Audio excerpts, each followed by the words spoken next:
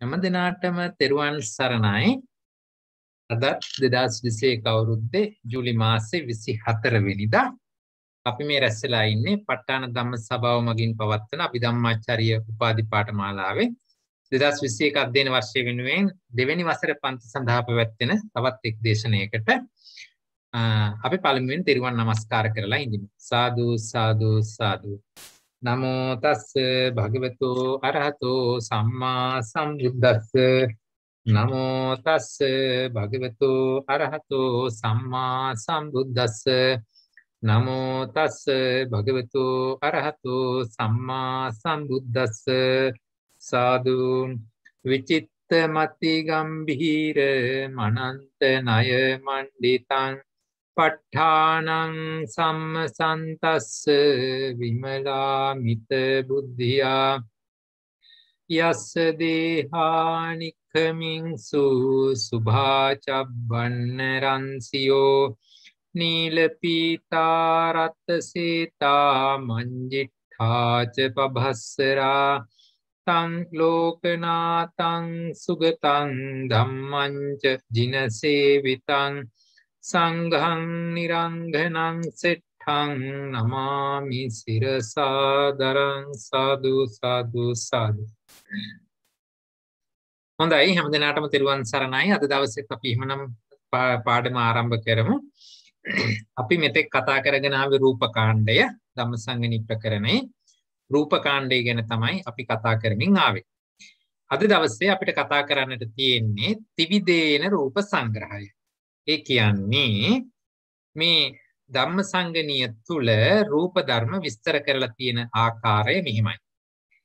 ඒක විදේන එක් ආකාරයකට හඳුනාගත් ලක්ෂණයක් මත පිහිටා සියලු රූපයෝ ගුණ කර පෙන්නනවා එක් ආකාරයකට. ද්විදේන කියලා කිව්වහම රූප ධර්ම කොටස් දෙකකට බෙදී යන ආකාරයෙන් මාතෘකා තෝරාගෙන ඒ මත රූප ධර්ම දෙකකට බෙදලා පෙන්නනවා මේ ලක්ෂණ යටතේ මේ මෙසේ වෙයි මේ ලක්ෂණ යටතේ මේ විදිහට වෙයි කියන ආදි වශයෙන් අපි මේ කාණ්ඩ දෙකම ඉගෙන ගත්තා. අද අපි ඉගෙන ගන්න තියෙන්නේ ත්‍රිවිධේන සංග්‍රහය යටතේ තියෙන කොටස. ඒ කියන්නේ මාතෘකා පද තුනක් යටතේ කොහොමද රූප ධර්ම සියල්ල බෙදිලා යන්නේ කියලා. හොඳයි අපි ඒක එකක් විස්තර කරන ගමනින්ම තව ටිකක් තේරුම් අරගනිමු. දැන් ඒක විදේන යටතේ අපි පද 43ක් සාකච්ඡා කළා. ඒ පද 43 යටතේ සියලුම රූප ධර්මියෝ එක් එක් පදයේ යටතේ සියලුම රූප ධර්ම ඒ වෙත ගුණ වෙන ආකාර පෙන්වලා දුන්නා. ඊළඟට ද්විදේන සංග්‍රහය කියලා අරගෙන දුක පද දුක කියලා කිව්වේ පද දෙක බැගින් යෙදෙන අවස්ථා.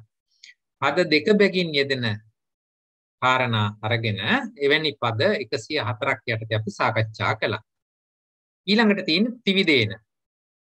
ත්‍රිවිධේන කියලා කිව්වහම එතනදී ත්‍රික 103ක්. ත්‍රික කියලා කිව්වේ පද 3ක් තියෙන කාණ්ඩ. මේ පද 3ක් තියෙන ත්‍රික යටතේ රූපකාණ්ඩය විස්තර කිරීම තමයි අද අපිට ඉගෙන ගන්න තියෙන්නේ. ඒ 103 හැදුනේ කොහොමද කියලා බැලුවා මේ විදිහට අපිට පෙන්න ගන්නට පුළුවන්. එතන තියෙනවා අර ද්විදේන කාණ්ඩේ වගේම පකින්නක ටික ප්‍රකීර්ණක ටික 13කුත් මේ හැම එකක්ම යන්නේ ත්‍රික කියලායි. ඒ එක ගුණුවක පද 3 බැගින් තියෙන නිසා. එහෙමනම් ප්‍රකීර්ණක කාණ්ඩේ යුගලයේ වගේ ත්‍රික 13ක් තියෙනවා.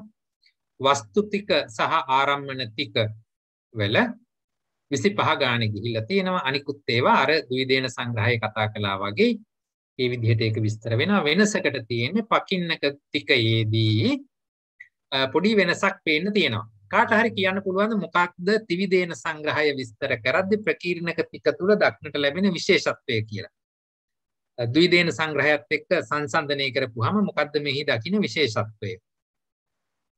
කියන්න පුළුවන්ද කාට හරි? පකින්නක ටික 14ක් තිබුණා. හරි. දුකයෝ කතා කරද්දී ප්‍රකීර්ණක කාණ්ඩයේ යටතේ අපි දුක ධර්ම 14ක් ගැන කතා කළා. ඊට සාපේක්ෂව ත්‍රිවිධේන සංග්‍රහය යටතේ අපිට හම්බ වෙන්නේ ප්‍රකීර්ණක ටික 13ක් පමණයි. ඒක තමයි වෙනස. අපි බලමු ඉස්සරහට ඇයි එහෙම වුනේ කියලා. හොඳයි. ඊළඟට අපි දැන් එහෙමනම් ඉස්සෙල්ලාම කතා කරමු ප්‍රකීර්ණක ටික 13 කොහොමද එකින් එක සාකච්ඡා කරලා බලමු. එතකොට අපි ඉස්සරළම දැන් අපි ඒක දුකත් සමග සංසන්දනය කරමින් යන්කෝ. දැන් ප්‍රකීර්ණක දුක යටතේ අපි කතා කළා කාරණා 14ක්. ඒකේ උදාහරණයක් ගත්තොත් පළවෙනි එක අපිට තිබුණේ අත්තිරූපං උපාදා අත්තිරූපං නොඋපාදා. උපාදා කියන ධර්මතාවයේ යටතේ උපාදා ලෙස ගැනෙන රූප මොනවද නොඋපාදා ලෙස ගැනෙන රූප මොනවද මේ ආදී වශයෙන් කාරණා 14ක් කතා කළා. අත්තිරූපං අජ්ජත්තිකං අත්තිරූපං බාහිරං අධ්‍යාත්මික වූ රූප මොනවද බාහිර වූ රූප මොනවද ඕලාරික වූ රූප මොනවද සුකුම රූප මොනවද ආදී වශයෙන් තමයි අපි කතා කළේ. දැන් ටික කාණ්ඩය හැදෙන්නේ මේ දුක කාණ්ඩය අනුසාරයෙන්මයි. එහිදී හැදෙන ක්‍රමය තමයි මේ ටික කාණ්ඩයේ තියෙන යුගල දෙක අරගෙන ගලපලා පෙන්නනවා පද තුනක් හැදෙන විදිහට. ඒක වෙන්නේ මෙහිමයි. ඔන්න බලන්නකෝ. මෙහිදී විශේෂයෙන් සලකනවා මෙන්න මේ අත්තිරූපං අජ්ජත්තිකං අත්තිරූපං බාහිරං කියලා මම දැන් රතු පාටින් ලකුණු කරපු මෙන්න මේ 12 වෙනි දුකයට මුල් තැන දීලා එයාගේ මූලිකත්වයෙන් තමයි ත්‍රිවිධේන කාණ්ඩයේ ඉස්සරහට යන්නේ. එහෙමනම් මෙතනදී අත්තිරූපං අජ්ජත්තිකං අත්තිරූපං බාහිරං කියන පද යුගලයට සෑහෙන වැදගත්කමක් එනවා. ඊළඟට එයාට මුල් තැන දීලා එයත් සමග අනිත් පද 13 වෙන වෙනම ගලපනවා. මම නැවත කියන්නම්. මෙන්න මේ 12 වෙනි යුගලයට අත්තිරූපං අජ්ජත්තිකං අත්තිරූපං බාහිරං කියන මෙන්න මේ 12 වෙනි යුගලය ඒකට මුල් තැන දීලා ඒ ඇසුරින් එයාව මුල් තැනේ තියාගෙන එයත් එක්ක ගලපනවා අනිකුත් පද එකක් ගානේ. උදාහරණයක් ගත්තොත් අත්තිරූපං අජ්ජත්තිකං අත්තිරූපං බාහිරං කියන පදයට පළමුවෙන් ආමු කරලා බලනවා උපාදා කියන එක. අත්තිරූපං උපාදා අත්තිරූපං නොඋපාදා කියන එක මේකත් එක්ක සම්බන්ධ කරලා බලනවා කොහොමද පද තුනක් හදන්නේ කියලා. මේ විදිහටයි ඒක වෙන්නේ. ඔන්න බලන්නකෝ. දැන් අපි ගන්න පද දෙක තමයි අත්තිරූපං අජ්ජත්තිකං ඒකත් එක්ක සම්බන්ධ කරන්න යන්නේ අත්තිරූපං උපාදා අත්තිරූපං නොඋපාදා කියන යුගලය. දැන් මේ ගන්න යන්නේ. එහෙම අරන් හදන ටික පදය තමයි මේ තියෙන්නේ. ඡේද 589 බැලුවා නම් ඔයගොල්ලන්ට මේක බලා ගන්නට පුළුවන්. ඡේද 589 පෙරලා ගන්නකෝ. උද්දේශයේ ඇති. උද්දේශ මාතිකාවල. ඡේද 589. යං තං රූපං අජ්ජත්තිකං තං උපාදා. අන්න බලන්න. අජ්ජත්තික බවයි උපාදා බවයි එක්කහු කරලා හාමු කරලා මුසු කරලා එක පදයක් හදාගත්තා. අජ්ජත්තික වූද උපාදා වූද රූපේ මොනවද? දෙවෙනි පදේ යන්තං රූපං බාහිරං තං අත්ති උපාදා. බාහිර වූ රූප අතරින් උපාදා රූප මොනවද? අත්ති නොඋපාදා. නොඋපාදා රූප මොනවද? මේ විදිහට තමයි මේ යුගල දෙක මුසු කරමින් ත්‍රිවිධේන පද සම්බන්ධය ගොඩනගා ගන්න. අපි මේක තව ටිකක් විස්තරව බලමු. ඔන්න බලන්න දැන් මම පද මේ යුගල දෙක එක්කව කරලා පද තුන හදන්නයි යන්නේ. ඔන්න දැන් අජ්ජත්තිකයකට මුල් තැන දීලා අජ්ජත්තික පදයෙන් කොටසක් ගත්තා. යං තං රූපං අජ්ජත්තිකං. ඒක මම ගත්තේ අජ්ජත්තික 12 වෙනි යුගලය අරගෙන. ඊළඟට දැන් ඕකට පළවෙනි එකෙන් එකක් සම්බන්ධ කරනවා. අන්න පළවෙනි එකෙන් උපාදා කියන එක ඇවිල්ලා ඒක තං උපාදා කියලා ගත්තා. ඒ විදිහට අනිත් පදත් හැදුවා. අන්න බලන්න. දැන් පද තුන හැදුනේ එහෙමයි. අජ්ජත්තික කියන යුගලයයි මේ උපාදා කියන යුගලයයි සම්බන්ධ කරලා ඔන්න පද තුන හදලා පෙන්නුවා. යං තං රූපං අජ්ජත්තිකං තං උපාදා. හරිද? මේක අපිට බලන්න පුළුවන්. ඡේද 589 තියෙන පද තුන තමයි මේ මම විස්තර කරලා අරගත්තේ. යං තං රූපං අජ්ජත්තිකං තං උපාදා. ඒ වගේම යං තං රූපං බාහිරං තං උපාදා තං අනුපාදා. නොඋපාදා. හරිද? ඒ කියන්නේ මෙතනදී මේක හදන පදනම මෙහිමයි. මේක දැන් ටිකයක්නේ පද තුනක්නේ. එතනදී මේක ගොඩනගන ක්‍රමය ඇවිල්ලා මේ මුළු රූප 27ම අපි ධම්මසංගණී ඉගෙන ගන්න රූප 27යි. ඒ රූප 27ම මේ කියන පද තුනට අනිවාර්යෙන් ගුණ වෙන්නට ඕනේ. ඉතුරු වෙන්න බෑ ආයේ.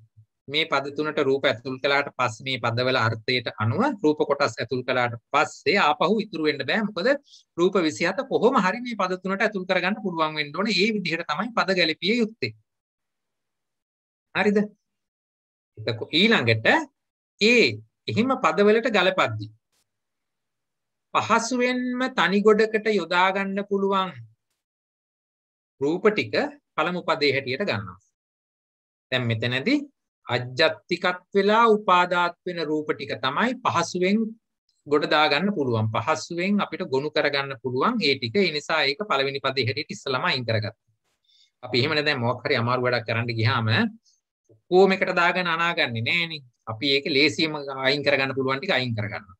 ඊට පස්සේනේ අමාරු ඒවට අත ගහන්නේ. ඒ වගේ මෙතනත් ඉස්සරලාම පහසුවෙන් වෙන් කරගන්න පුළුවන් ටික වෙන් කරගත්තා. මම ඒක ඉදිරි ස්ලයිඩ් එකකදී තවත් පැහැදිලිව පෙන්නන්නම්.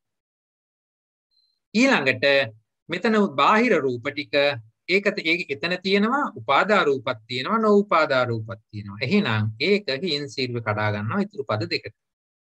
ඒ අනුව මෙතන දුකවලදී ගත්ත පළවෙනි එකේ උපාදා ස්වභාවයයි නොඋපාදා ස්වභාවයයි මෙතන නියෝජනය වෙලා තියෙනවා.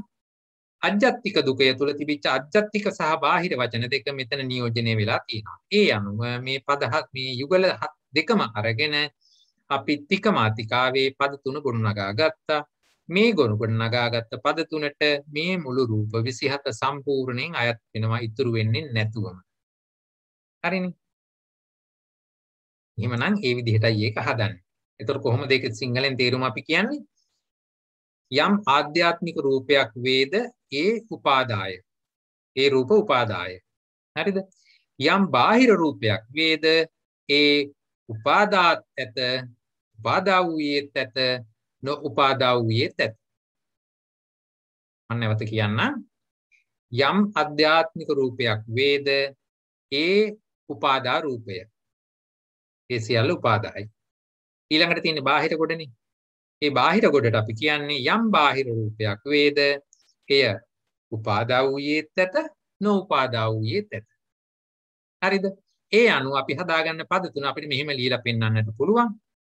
යං තං රූපං අජ්ජත්තිකං තං උපාදා යං තං රූපං බාහිරං තං අත්ති උපාදා අත්ති නොඋපාදා. එහෙම නැත්නම් දිගට කියනවා නම් යං තං රූපං බාහිරං තං අත්ති නොඋපාදා. අජ්ජත්තිකං කියලා හැම වෙලාවෙම කිව්වේ අර මගේයයි කියලා ගන්න පුළුවන් ආත්මනීය භාවයක් ගොඩනගෙන ධර්මියෝනේ. එතකොට බාහිර ධර්ම වුණාම එසේ ප්‍රබල ලෙස ආත්මනීය භාවය ගොඩනගන්නේ නැති අනිකුත් ධර්ම ටික බාහිර ධර්ම කියලා ගත්තා. උපාදා කියලා කිව්වේ මහා භූත නෙවෙච්ච ධර්මනේ. නොඋපාදා කියලා ගන්නකොට මහා භූත හැටියට සැලකෙන ධර්ම ටික අරගත්තා.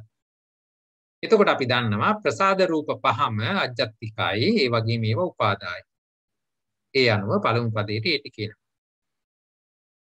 හරිනේ. අජ්ජත්තිකයි කියලා කියන්නේ ස්වසන්තානෙහි වූ ධර්ම. මොකද ඒක අපි කියන්නේ ස්වසන්තානෙහි වූ ධර්ම අජ්ජත්තිකයි. ඒක හරියට මගේමයි කියලා හැඟෙනේවනේ. ඇහැ මගේ, කන මගේ, මේ විදිහට යනවනේ. අනිත් ඒවා ඒ තරම්ම මගේ නොවේ කියලා අපිට වැටහිනවනේ නිකන්. එතකොට එහෙමනම් අජ්ජත්තික ටික හැර ඉතුරු ඔක්කොම ටික බාහිරයි. බාහිරයි කියලා කියනකොට ස්වසන්තානෙන් අන්‍ය වූ ධර්ම. ඒක කළු ගලක් වෙන්න පුළුවන්. අනිකුත් සියලු මොනවා හරි දෙයක් කමන්නේ. ඔක්කොම පොදුවේ අජ්ජත්තික බාහිර ભેදයෙන් බලද්දී ස්වසන්තානෙන් අන්‍ය වූ සියලුම ධර්ම බාහිර ධර්ම හැටියට සැලකෙනවා. ස්වසන්තානී මගේමයි කියලා ගන්න පුළුවන් ධර්ම ටික විතරයි අජ්ජත්තික හැටියට ගන්නේ. ඊළඟට උපාදා කියලා සැලකෙන තැන උපාදා කියලා අපිට ගන්න පුළුවන් වෙන්නේ මහා භූත නොවූ රූප ධර්ම ටික. හරිනේ. නොඋපාදා කියනකොට අපිට එනවා මහා භූත හැටියට සැලකෙන රූප ධර්ම 4. මේ ටික පැහැදිලිද? මතකද? දැන් මම මේ අලුතෙන් මේ අද පාඩමේදී අලුත් කිසි දෙයක් උගන්වන්නේ නෑ. ගිය සතියේ උගන්වපු දුක මාතිකාව මුසු කරලා ටික පද හදන හැටි විතරයි කියලා දෙන්නේ. අලුත් දෙයක් අපිට මෙතනදී ඉගෙන ගන්න නෑ. දුක මාතිකා ටික මතක නම් දුක රූප ධර්ම දුක යටතේ බෙදපු හැටි මතක නම් ඒකම තමයි මෙතෙන්ට යොදලා තියෙන්නේ. හරිනේ. මේ ඔක්කොම මාතෘකා ටික මේ අර්ථකථන අපි කතා කළා දුක යටතේදී. හරි. දැන් මම මේක තවත් විදිහකට පෙන්නන්නම්. මොනවද අපි අජ්ජත්තික ධර්ම කියලා සැලකුවේ? බලමු මතකද කියලා. කාට හරි කියන්න පුළුවන්ද මොනවද අපි අජ්ජත්තික රූප ධර්ම කියලා සැලකුවේ? චක්කු සෝත ගාන ජීවහා චක්කු සෝත ගාන ජීවහා කාය කියන ධර්ම ටික තමයි අජ්ජත්ති කියලා සැලකුවේ. හරි. ඒ ටික හරි. චක්කු සෝත ගාන ජීවහා කාය කියන ටික තමයි අජ්ජත්තික රූප කියලා සැලකුවේ. ඒ කියන්නේ ප්‍රසාද රූප පහ. හරිද? එහෙමනම් ඒ තමයි අජ්ජත්තික. එතකොට ඒයින් පරිබාහිර වූ අනිත් රූප 22ම බාහිර රූප හැටියට තමයි යන්නේ. මේක හරිනේ. මේ ගැන මොනවා හරි ගැටලුවක් තියනවද? ගැටලුවක් තියෙන අයට තියෙනවා නම් ඡේද 676 පෙරලන්න. ඡේදාංක 676. මොකක්ද එතන කියලා තියෙන්නේ? ඡේදාංක 676 පිටුව තියෙන්නේ 310. කතමං සංරූපං අජ්ජත්තික. කතමං රූපං අජ්ජත්තික. ඔව් මොනවද එතන කියන්නේ? චක්කායතනම් චක්කායතනං පියාලං කායායතනං ඉදන්තං රූපං අජ්ජත්තික. එහෙමනම් ඒක තමයි මේ කතා කරලා තියෙන්නේ. අජ්ජත්තිකයි කියනකොට ධම්මසංගණේ අපි කලින් කතා කළා ඡේද 676 දී මොනවද අජ්ජත්තික කියේ. එහෙනම් ඒ ධර්මයේ එහෙමමයි. 677 දී ওই විදිහටම බාහිරයි කියන එක විස්තර කරලා පෙන්නුවා. රූපායතනං පෙය්‍යාලං කබලින්කාරෝ ආහාරෝ. අපිට ඕන පොත් නැති අය ඉන්නවා නම් මට පුළුවන් ඒක පෙන්නලා දෙන්න. කොහොමද ඒක අරගන්නේ මෙතෙන්ට? හරි. අපි අරගමු බලන්න ඡේදාංක කීයද මම කිව්වේ 670.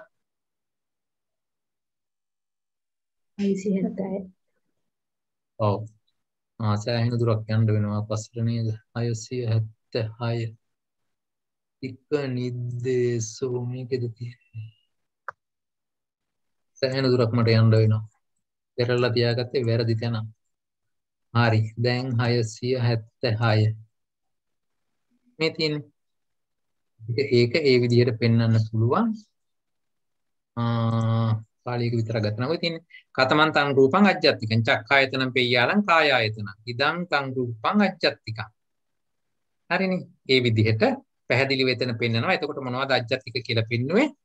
පැහැදිලිවම චක්ඛායතනෙ ඉඳලා කායායතන. අර මම දීපු මොනවද? රූප ධර්ම ටික අඩංගු කොලෙත් ළඟ තියාගන්නට අවශ්‍යයි. හරිනේ. දැන් එතකොට මේ විදිහ මේ එහෙනම් පැහැදිලිවම අජ්ජත්තික ධර්ම කියලා කිව්වේ මේ ටික තමයි. බාහිර ධර්මත් එතන ඒ තිබිච්ච අනිත් ධර්ම ටික තමයි. රූපායතනම් පෙය්‍යාලං කබලින්කාරෝ ආහාරෝ කියන තැනට එනකන් ඒ ධර්ම ටික යනවා. හරිනේ. එතකොට ඊළඟට මේ අජ්ජත් බාහිර ભેදය අපි සංසන්දනය කළේ මොකක්ද එක්කද? උපාදා නෝඋපාදා රූපත් එක්ක. එහෙමනම් උපාදා රූප කියන තැන අපි බැලුවා නම් ඡේදාංක 599. පෙරලා ගන්න ඡේදාංක 599 අරන් බැලුවා නම් උපාදා රූප කියන්නේ මොනවද කියලා පෙන්නනවා. ඡේදාංක 599 පිටුව 278. එතන පෙන්නනවා කතමං තං රූපං උපාදා. ඒ උපාදා රූපේ කවරේ යත්. චක්කායතනං සෝතායතනං මේ ආදී වශයෙන් මෙතන පෙන්නනවා රූප ධර්ම 23ක්. අන්තර බලන්න ඒක. ඡේදාංක 599. හරිද? එතන පෙන්නනවා උපාදා රූප කියන්නේ මොනවද කියලා රූප ධර්ම 23ක් පෙන්නනවා.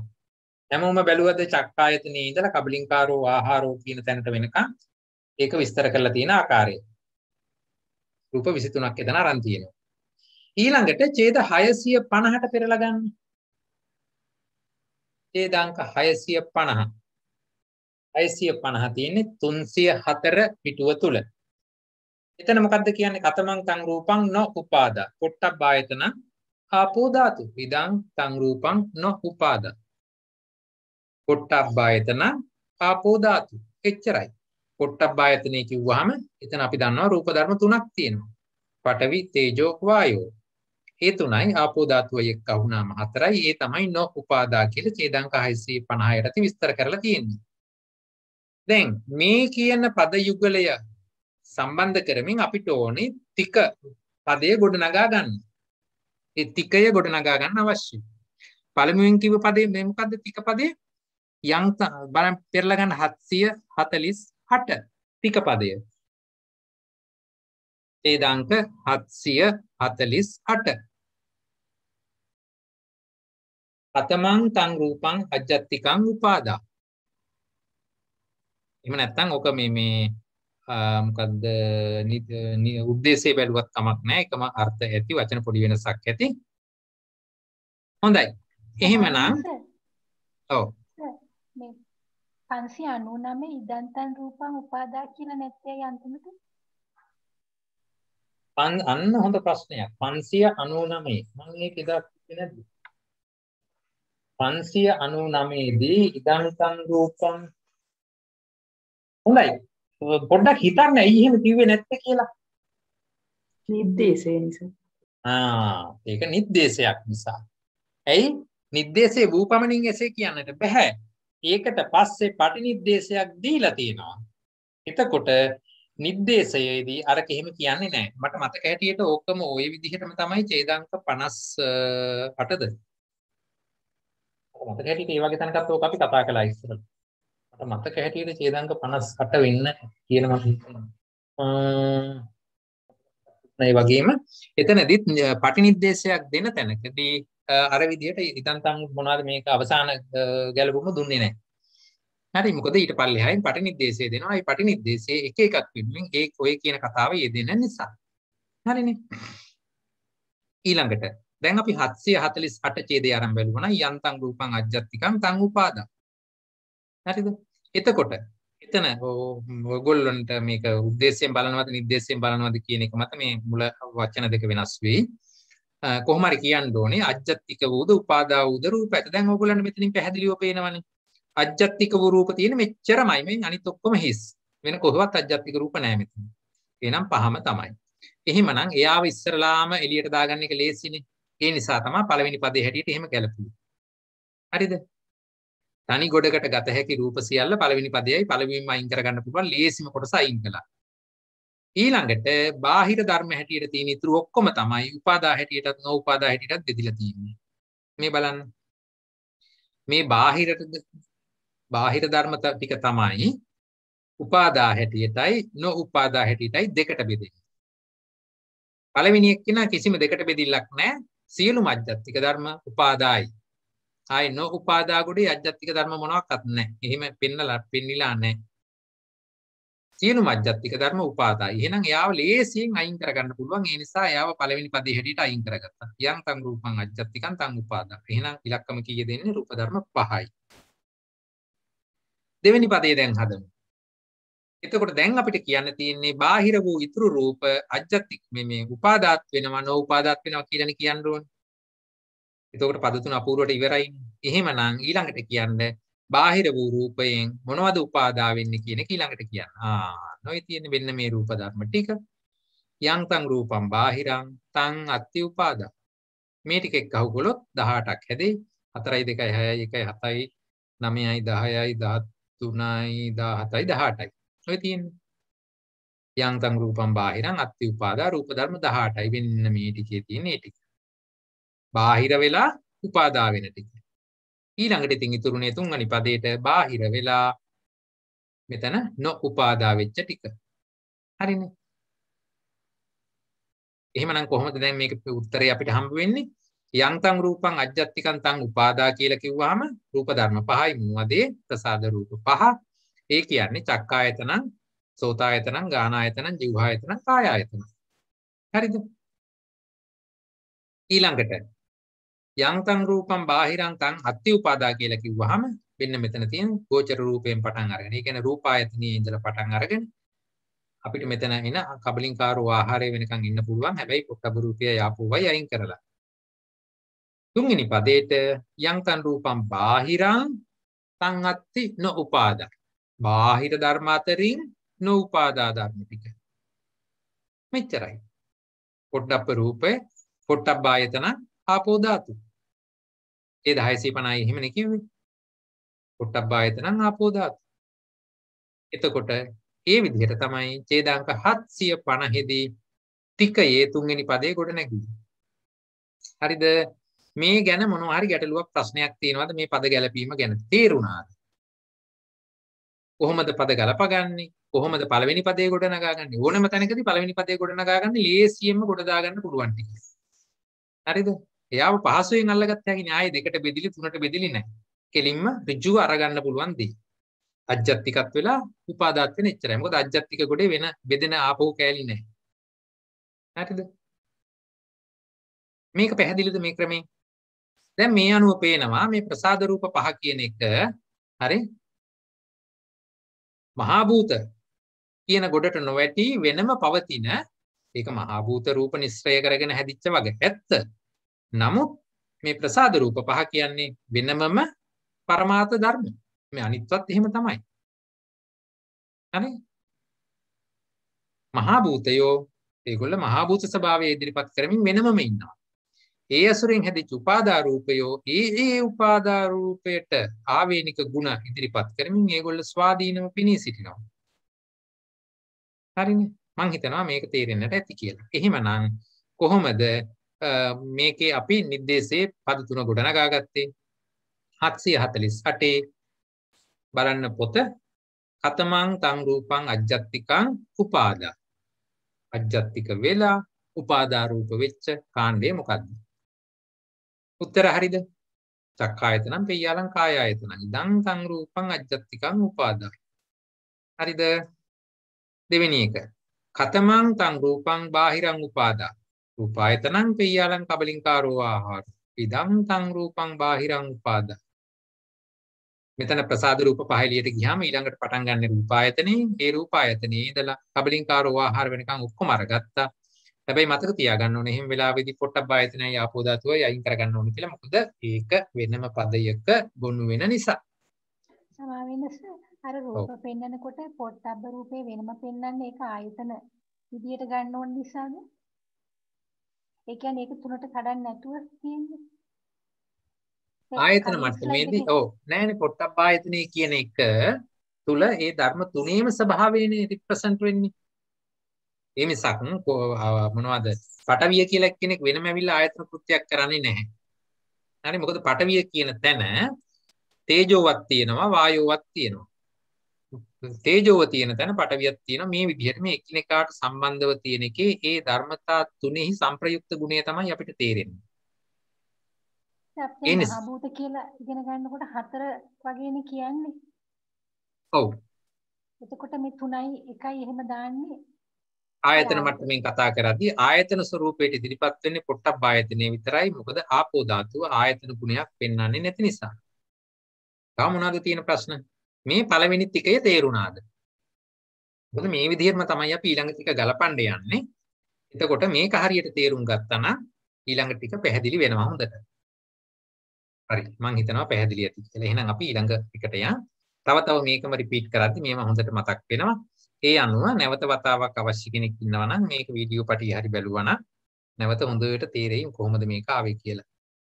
හොඳයි එහෙනම් අපි ඊළඟ ටිකය සාදා ගන්නට යමු. ඊළඟ ටිකේ හැදෙන්නේ දැන් අජ්ජත්තික බාහිර යුගලය ඒක කොන්ස්ටන්ට්. ඒක නියතයක්. ඒකම තමයි අරගන්නේ මේ සංසන්දනයේදී පළවෙනි පදයේ හැටියට පළවෙනි යුගලයේ හැටියට. එයත් එක්ක සංසන්දනය කරන දෙවන්නා හැටියට මේ පාර අරගන්නේ අර දුක මාතික දුක පදවල තිබිච්ච දෙවෙනි යුගලය. උපාදින්න අනුපාදින්න ස්වභාවය තමයි දැන් අපි සලකන්නේ. එතකොට අජ්ජත්තික බාහිර යුගලයේ සමගින් උපාදින්න අනුපාදින්න යුගලයේ ගලපලා තමයි පද තුන හදන්න උත්සාහ කරන්නේ. හරිද? උපාදින්න කියන එකේ තේරුම මතකද? දැන් අජ්ජත්තික බාහිර නම් අර කිව්වා වගේමයි ඒක වෙනසක් නෑ. උපාදින්න කියන එකේ තේරුම මතකද? කර්මයෙන් ඉපදිලා තියෙනවා. කර්මයේ ඵලභාවයෙන් ඇතිවෙන ධර්ම. හොඳයි කර්මයේ ඵලභාවයෙන් ඇතිවෙන ධර්ම කොච්චර තියෙනවද? විපාක සිත් 31 ලෞකික 10යි. ඒකාන්ත 9යි අනේකාන්ත 9යි. හරිද? ඒකාන්ත 9යි අනේකාන්ත 11යි. ඒකේ උත්තර දෙනවනේ. හරි. අපි බලමු. අපි කතා කරන්නේ රූප ධර්ම ගැනනේ. රූප ධර්ම ගැන කතා කරන නිසා අර විපාක සිත් ගැන මෙහිදී අත අරගන්න අවශ්‍ය නැහැ. අපි අර මොනවද ධම්මසංගණී මාතිකා කරන වෙලාවෙදි විතරක් අපිට ඒ පූර්ණ මාතිකාවලට එන අභිධේයාර්ථ වෙනම සැලකුණු. අපි දැන් කතා කරන්නේ රූප ධර්මනේ. එහෙම රූප ධර්ම කතා කරද්දී උපාදින්න කියනකොට අපිට ගන්න වෙන්නේ කර්මයේ ඵලභාවයෙන් ඇතිවන රූප ධර්ම. ඒ කියන්නේ කර්මජ රූප ටික ගන්න වෙනවා. එතකොට එහෙනම් අනුපාදින්න කියනකොට කර්මයේ බලපෑමක් නැති ධර්ම ටික අරගන්න වෙනවා. එතනත් යම් කිසි රූප ගානකේ ඒක අපිට ඡේද 657 බැලුවා නම් ඡේද 657 මේ තියෙන 657 කතමං තං රූපං අනුපාදින්න. ඊට කලින් උපාදින්න බලමු. මේ තියෙන කතමං තං රූපං උපාදින්න. චක්කායතනං සෝතායතනං ගානායතනං ජීවහායතනං කායායතනං ඉත්ත්‍ින්ද්‍රියං පුරුෂින්ද්‍රියං ජීවිතින්ද්‍රියං. එතකොට එතන 8ක් අරගත්තා. ඒක ඍජුවම අරගත්තා. මොකද ඒ 8 ඒකාන්ත කර්මජ රූප නිසා. ඊළඟ ටික දැම්මා ඒවා පණකයක් අස්සට දාලා අරගත්තා. මොකද ඒවා අනිකුත් ධර්මතා අනේකාන්ත නිසා. මොකද අනිකුත් ප්‍රත්‍යයන්ගෙනුත් මේවා හැදෙන්නට පුළුවන්. ඒ නිසා ඒක අනේකාන්තයි කියන පෙන්වන්න වෙනම ඒවා පණකයක් ලෙස ගත්තා. යං වා පනඤ්ඤම්පි අත්ති රූපං කම්මස්ස කතත්තා රූපායතනං ගන්ධායතනං රසායතනං පොට්ටබ්බායතනං ආකාශ ධාතු ආපෝ රූපස්ස උපචේ රූපස්ස සම්පති කබලින්කාරෝ ආහාරෝ ඉදං තං රූපං උපාදින්නම් කියලා 656 විස්තර කළා. හරිනේ. දැන් ඕක තමයි යතින්ද ගන්න. අනුපාදින්නම් කිව්වහම මේ විදිහටම මේ 657 ඡේදයේ එන ධර්මතා ටික තමයි ගොනු වෙන්නට ඕනේ. එහෙමනම් අපි ඕක කොහොමද බලමු මෙතනදී ගොනු වෙන්නේ? ඔන්න අජ්ජත්තික යුගලයේ අර වගේමයි උපාදින්න අනුපාදින්න ස්වභාවය මේ විදිහට එනවා. ඒකාන්ත ධර්ම ටික මම කහට හුරු මොනවද? තැඹිලි පාටට හුරු වර්ණයකින් දාලා තියෙනවා. ඒකාන්ත උපාදින්න රූප 8යි. අනුපාදින්නෙන් ඒකාන්තව තියෙනවා 1යි 2යි 3යි 6යි 2යි 8යි. හරිද? එතකොට මේ විදිහට අජ්ජත්තික බාහිර ભેදයක් උපාදින්න අනුපාදින්න ભેදයක් අරගත්ත හැකි. එහිදිත් මොකද්ද ලේසියෙන් අයින් කරන්න පුළුවන්. අජ්ජත්තික වෙලා එතකොට මේ ප්‍රසාද රූප පහ විතරයි. උපාදින්න වෙන එක්කෙනා. යාව ලේසියෙන් අයින් කරත හැකි. එහෙමනම් ඔන්න පළවෙනි පදේ හදාගත්තා. අජ්ජත්තිකං උපාදින්න. මොනවද එතකොට? චක්කායතනං පෙය්‍යාලං මොනවද? චක්කායතන සෝතායතන ගාහනායතන ජීවහායතන කායායතන. හරි එතන 5යි. ඊට පස්සේ මොකද්ද අපි අරගන්නේ? දැන් ඒතර අජ්ජත්තික ටික කතා කරලා ඉවරයි. අජ්ජත්තිකං උපාදින්න ඉවරයි. හරිද? මොකද වෙනත් අජ්ජත්තික රූපෙ එතන නැහැ. ඊළඟට ඉතුරු වෙන්නේ බාහිර රූප ටික. ඒගොල්ල උපාදින්නත් වෙනවා අනුපාදින්නත් වෙනවා. එහෙමනම් අපි ඒක ඊළඟට පටන් ගනිමු. බාහිරං උපාදින්න. එතකොට උපාදින්න රූප ඔක්කොම 19. 19න් 5 ගියා නම් ඉතුරු ටික 14යි. ඒ 14 එහෙනම් බාහිරං උපාදින්න. හරිද? එතකොට බාහිරං උපාදින්නම් කිව්වහම ධර්මතා 14ක් ගොනු වෙනවා. රූප ධර්ම 14ක්. ඊළඟට බාහිරං අනුපාදින්න. එහෙමනම් එතන මේ බාහිරං අනුපාදින්නම් කියලා මේ ඉලක්කම 19 අනුපාදින්න ගොඩේ ඒකාන්ත හා අනේකාන්ත වශයෙන් ඇවිල්ලා තියෙන 19ම තුන්වෙනි පදේ හැටියට එනවා බාහිරං අනුපාදින්න. ඔන්න බලන්න මම දැන් ඒ ඡේදය ලස්සනට විස්තර කරමින් ඒ ඡේදය ඉදිරිපත් කරමින් ඒ අතරින් කොහොමද මේක ගලපා ගන්න කියලා පෙන්නනවා.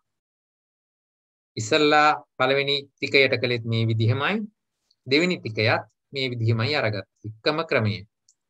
ණය ක්‍රමය කොහොමද වෙන්නේ? මුළු රූප 27ම මේ කොටස් තුනට බෙදෙන්නට ඕනේ. දැන් ඉතුරු මොනවක්වත් තියනවද? නෑනේ. 14යි 5යි 19යි. හරි? මේ 19 තුල ඒකාන්ත අනේකාන්ත දෙකම තියෙනවා. එතකොට මේ කොහොම හරි මේ ගොඩවල් තුනට මේ රූප 27ම ඇතුල් වෙලා තියෙනවා. ඉතුරු වෙච්ච රූපයක් නෑනේ. තුනට ඇතුල් නොවි ඉතුරු වෙලා එළියේ ඉන්න රූපයක් නෑ. ඒ විදිහට තමයි ටික ධර්ම අතර මේක බෙදෙන්නට ඕනේ. රූප 27 බෙදෙන්නට ඕනේ. ඊළඟට තනි ගොඩට ගන්න පුළුවන්. පහසුවෙන්ම එළියට දාගන්න පුළුවන් රූප ධර්ම ටික ඉස්සෙල්ලාම කතා කරනවා. ඒක නිසා පළවෙනි පදයේ මේ විදිහට හැදෙනවා. අජ්ජත්තික වෙලා උපාදානින් උපාදින්න වෙච්ච. මොකද වෙනත් අජ්ජත්තික ඒව නැහැනේ. එහෙමනම් මෙයා විතරමයි. එහෙමනම් එයාව තමයි ඉස්සෙල්ලාම එළියට දාගන්න ලේසි. ඒකට එයා ඇවිල්ලා උපාදින්නයි. එහෙමනම් අජ්ජත්තිකං උපාදින්නම් කියලා එයාව එළියට ගත්තා. ඉතිරියට ඉතුරු වෙච්ච බාහිර රූප ටික තමයි නැවත දෙකට බෙදෙන්නේ. උපාදින්නත් වෙනවා අනුපාදින්නත් වෙනවා කියලා. ඒ අනුව මේ බාහිර රූප 22කින් උපාදින්න වෙන්නේ කීයද අනුපාදින්න වෙන්නේ කීයද කියලා ඊට පස්සේ ගැලපුවා. හරිනේ. ඒතර උපාදින්න මුළු 19න් අජ්ජත්තික ගොඩට 5ක් ගිය නිසා ඉතුරු වෙච්චේ 14යි. ඒගොල්ල ගත්ත බාහිරං උපාදින්න. ඊළඟට අනුපාදින්න ගොඩට මේ ධර්ම ටික හිමම එනවා. එහෙමනම් බාහිරං අනුපාදින්නම් කියලා ධර්මතා 19 ඒගොල්ලෝ ඔක්කොම මේ බාහිරයි. බාහිරයි අනුපාදින්නයි. හරිද? මේ අනුව අපිට පේනවා මේ අජ්ජත්තික ධර්මතා අජ්ජත්තික කියලා අපි ගන්න යමක් වේ නම් එයා කර්මයෙන්ම ඉපදිලා තියෙන කෙනෙක් නේද? දැක්ක නේද වෙනස? හරිනේ. ඒක පැහැදිලි. ඒ අනුව මේක පෙළපොතේ කොහොමද මේ පද තුන නිවැරදිව ඉදිරිපත් කරලා අර්ථ ඉදිරිපත් කරන්න කියලා බලමු. ඡේදාංක 751 කොහොමද කියන්නේ බල පෙරලා ගන්න 751ට. ඡේදාංක 751 6 පිටුවේ.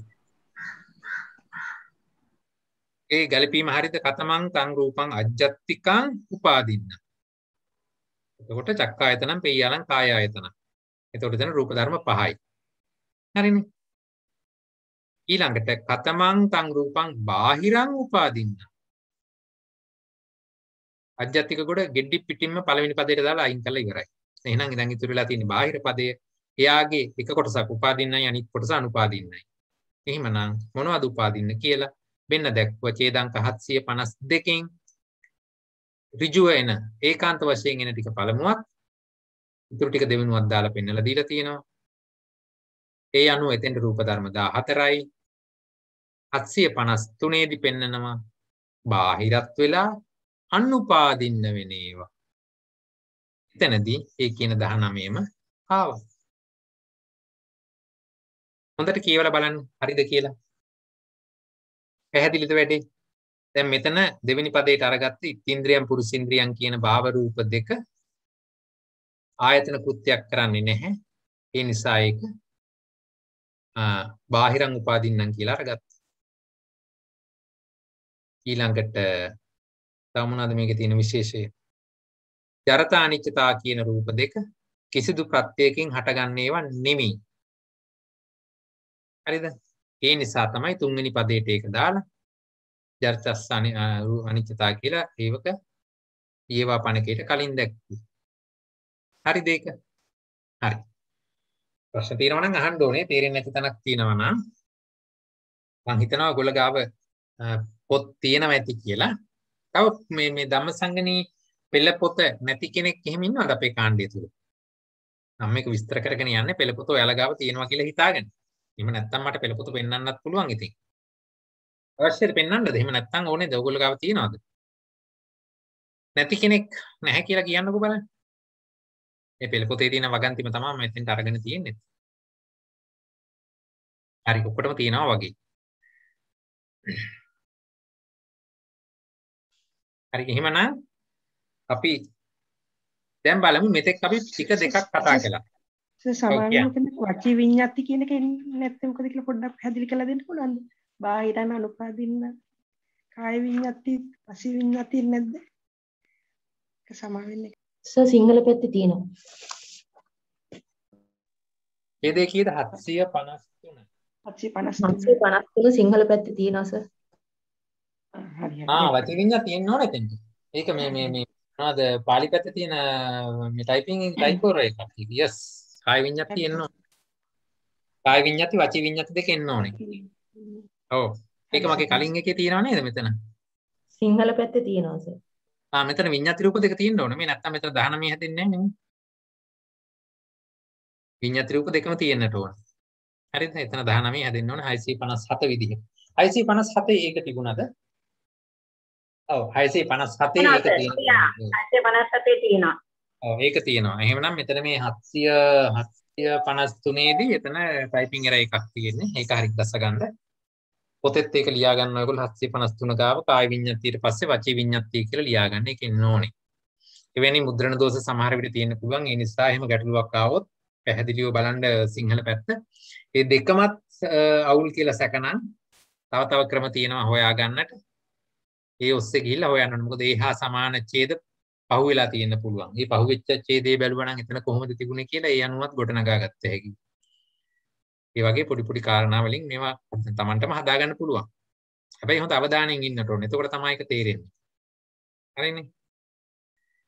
හොඳයි. එතකොට විඤ්ඤාති රූප දෙකම අනුපාදින්නයි. මේ දෙක මෙතෙන්ට එන්නට ඕනේ. මේ විදිහට ඒක ආවා. හරි.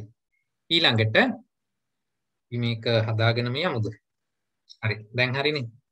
කාය විඤ්ඤාති වචී විඤ්ඤාති දෙකම දැන්. හරි.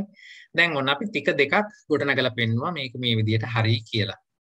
හොඳයි. ඊට පස්සේ අපි දැන් බලමු මෙතෙක් සාකච්ඡා කෙරුවා පළවෙනි ටිකේ සහ දෙවෙනි ටිකය. මේ බලන්න දැන් අපි පළවෙනි ටිකේ කොහොමද ගොඩනගා ගත්තේ? මේ දුක පද වලින් මේ අත්ති රූපං අජ්ජත්තිකං අත්ති රූපං බාහිරං කියන එක මුල් තැන දීලා එයා එක්ක පළවෙනි පදේ ගොඩනගලා ඒ විදිහට මේ අත්ති රූපං උපාදා අනුපාදා කියන එක අරගෙන පළවෙනි පදේ ගොඩනගා ගත්තා. ඒ විදිහෙම දෙවෙනි පදේ ගොඩනගුවේ නැවතත් අජ්ජත්තික බාහිර ભેදය උපාදින්න අනුපාදින්න කියන මේ දෙවෙනි යුගලයත් එක්ක ගලපලා දෙවෙනි පදේ හැදුවා. හරිද? මේ විදිහට නම් තුන්වෙනි පදේ හදනකොට මේ අජ්ජත්තික බාහිර එකත් එක්ක උපාදින්න උපාදානීය යුගලයේ අරගෙන තුන්වෙනි පදේ හැදෙනවා. මේ විදිහටම අපිට මේක පහළට ඇවිල්ලා අන්තිම පදේ හැදෙනකොට අපිට හැදෙන්නේ මේ අත්ති රූපං අජ්ජත්තිකං කියන එකයි දුරේ සන්තිකේ කියන එකයි එක්ක අහුවෙලා 13 වෙනි එක හැදෙනවා. එතකොට 14ක් එන්නේ නැත්තේ ඇයි කියලා අහුවොත් අපිට කියන්න තියෙන්නේ මේ 12 වෙනි පදේ එක්ක දැන් මේ විදිහට පළවෙනි පදේ සම්බන්ධ කළා, දෙවෙනියා සම්බන්ධ කළා, තුන්වෙනියා හතරවෙනියා කියලා 11 වෙනියට පස්සේ 12 වෙනියා කියලා අජ්ජත්තික එකත් එක්ක සම්බන්ධ කරන්නට බෑනේ. තේරුණානේ? ඒ නිසාවෙන් එක යුගලයක් මෙතනදි මගහැරෙනවා. ඒ අනුව පකින්නක දුකේ දුකවලදී 14ක් තිබිච්ච එක තිකවලට එද්දි 13යි යදින්නේ. ඒක පැහැදිලිද? එයි 12 වෙනියට තියෙන අජ්ජත්තික බාහිර කියන ධර්මය එයත් එක්කම ගලප ගන්න බෑනේ ඉතින්. ඒ නිසාවෙන් එයාව අතාරිනවා. එතකොට ඉතුරු වෙන්නේ පද 13යි. තික 13ක් හැටියට ඉන්නේ මේ විදිහටයි. පැහැදිලිද? හරි. එහෙමනම් ඔව්. දැන් මේ අජ්ජත්තික කියන ධර්ම ටික අනිත් ඒවායි තියෙන පළවෙනි පදයටම සමානයි වගේනේ. අපි බලමු ඊළඟ එකේදී ඔය කියන ප්‍රශ්නේ එනවද කියලා. දැන් ඊළඟ ටිකේ සෑදෙන්නේ අජ්ජත්තික බාහිර යුගලයේ මොනවත් එක්ක සම්බන්ධ කරන්නේ තුන්වෙනි පද යුගලයත් එක්ක. එහෙනම් උපාදින්න උපාදානීය සහ අනුපාදින්න උපාදානීය ධර්මයේ සමග. එතකොට වෙන්න දැන් අපි පද යුගල දෙක අරගත්තාම අජ්ජත්තික බාහිර ભેදයයි උපාදින්න අනුපාදින්න ભેදයයි අරගත්තාම උපාදින්න උපාදානීයනුයි අනුපාදින්න උපාදානීයයි කියන ධර්මතා යුගල දෙක තමයි ගන්න. හරිද? එතකොට ඒකේ අජ්ජත්තික ධර්ම. දැන් මොකද්ද ඔබතුමී අහපු ප්‍රශ්නය? අජ්ජත්තික ධර්ම අර පදවල පළවෙනි පදයේ හැමතිස්සෙම සමාන වගේ පෙනුණා ඒකයි. ඔව් මොකද අපි පළවෙනි පදයට අරගන්නේ ලේසියෙන්ම ඉවත් කරගන්න පුළුවන් ධර්ම ටික. දැන් අපි මොකක් හරි එහෙක අපි හිතමුකෝ නූල් බෝලයක් පැටලිච්ච එකේදී අපි කොහොම ටික එකට අනා ගන්නවද නැහැ. පැටලුම් ලෙහා ගන්න පුළුවන් ටික ඉස්සලා ලෙහාගෙන ඒ ටික අයින් කර ගන්නවනේ. ඒ වගේ දැන් මෙතනදිත් ලේසියෙන්ම අයින් කර ගන්න පුළුවන් අජ්ජත්තික ධර්ම තියෙන ප්‍රසාද රූප පහ විතරමයි අපිට මේ සටහන බලපුවම මෙතනදි පේනවා අජ්ජත්තික ධර්ම තියෙන එච්චරමයි. එහෙමනම් ඉතින් එයාව ටක් ගාලා අයින් කරගත්තා නම් ඉවරනේ. ඒ නිසා අජ්ජත්තික එක බලපුවම එයා ඉන්නේ උපාදින්න උපාදානීය ගොඩේ. ඒ නිසා අපි යාව අයින් කළා අජ්ජත්තිකං උපාදින්න උපාදානීයං කියලා යාව ඉස්සලම අයින් කරගත්තා. එතකොට දැන් ඉතුරුනේ බාහිර ධර්ම ටික විතරයි. දැන් බලනවා බාහිර ධර්ම මේ ටිකෙන් මොනවද දෙවෙනි යුගලයත් එක්ක ගැලපෙන්නේ කොහොමද? එතකොට එතනදී අපිට පේනවා දෙවෙනි යුගලයේ පළවෙනි පදයට එක්ක යන අයත් ඉන්නවා දෙවෙනි පදයට එක්ක යන අයත් ඉන්නවා. නමුත් අජ්ජත්තික ධර්ම සැලකුවා නම් එහෙම දෙතුන් තැනකට බෙදෙන ස්වභාවයක් දැක්කේ නැහැ. ඒ නිසා යාව ඉක්මනට අයින් කරගන්න ලේසි. හරිනේ. එහෙමනම් බාහිර ධර්ම ටික දෙකට බෙදෙනවා. ඒ අනුව පද තුනක් අපිට ගොඩනගෙනවා. පළවෙනි පදයේ අජ්ජත්තික වෙලා උපාදින්න උපාදානීය වෙච්ච ධර්ම එතන 5යි. දෙවෙනි පදයට ගන්න. එහෙනම් දෙවෙනි පදයයි තුන්වෙනි පදයයි බාහිර ධර්මයි කතා කරන්නේ. ඒ බාහිර ධර්මයෝ නැවත දෙකට බෙදෙනවා. උපාදින්න උපාදානීයන් කියන කොටටයි අනුපාදින්න උපාදානීයන් කියන කොටටයි. ධර්මතා බලපුවාම පළවෙනි පදයට රූප ධර්ම 5යි දෙවෙනි පදයට 14යි කොහොමද 14 ආවේ අනුපාදින්න උපාදානීය ගොඩේ ඔක්කොම ධර්ම 19ක් තියෙනවා ඒ 19න් මෙතන අජ්ජත්තික ගොඩට මුසු වෙච්ච 5 අයින් කරපුවාම ඉතුරු ධර්ම ටික එහෙනම් 19න් 5ක් ගියාම 14යි ඒක තමයි මෙතන පෙන්වන්නේ එහෙමනම් ඉතුරු වෙලා තියෙන්නේ මොකද්ද බාහිර සහ අනුපාදින්න උපාදානීය ටික එහෙමනම් එතන මේ 19 තාම ඉන්ටැක්ට් යා හිම්ම මේනවා හරිනේ ඒක පැහැදිලිද තුන්වෙනි කොටට එන්නේ නෑ මේ භාව රූප දෙකයි ජීවිත රූපයයි විඤ්ඤාති දෙකයි විඤ්ඤාති දෙක එනවා මොනවද ඉන්නේ දැන් මේ පද තුනට සියලුම ධර්ම 27ම ගොනු වෙන්න ඕනේ ඉතුරු වෙන්න බෑ මොන හරි පදයකට ඇතුළු වෙලා තියෙනවා භාව රූප දෙක හැම වෙලාවකම උපාදින්නයි ඒ සහ ඒක උපාදානීයයි හැබැයි ඒක බාහිර ධර්මයක් ඒ අනුව ඒක මෙතෙන්ට ඇවිල්ලා තියෙනවා ජීවිත රූපයත් එහෙමයි නේද ජීවිත රූපයත් එහෙම ජීවිත රූපය අනිවාර්යයෙන්ම උපාදානීයයි උපාදින්නු උපාදානීයය දැන් මේ අනුව අපිට පේනවා සාමාන්‍යයෙන් ලෞකික සිතකදී සියලුම රූප ධර්මියෝ උපාදානයන්ට හසු වෙනවා කියලා නේ. එහෙන් පේනවද මෙතනදී? ලෞකික සිතකදී සියලුම රූප ධර්මියෝ උපාදානයන්ට හසු වෙනවා. ඒ නිසා තමයි මට මතක හැටියට මේක ප ဋ ාණෙදි කිව්වා චක්කුන් අපි ඇස කියන එක ගත්තා. මෙතන අපි අජ්ජත්තිකයි කියලා කලින්ම වෙන් කරපු ප්‍රසාද රූප පහෙන් පළවෙනිය ගත්තා.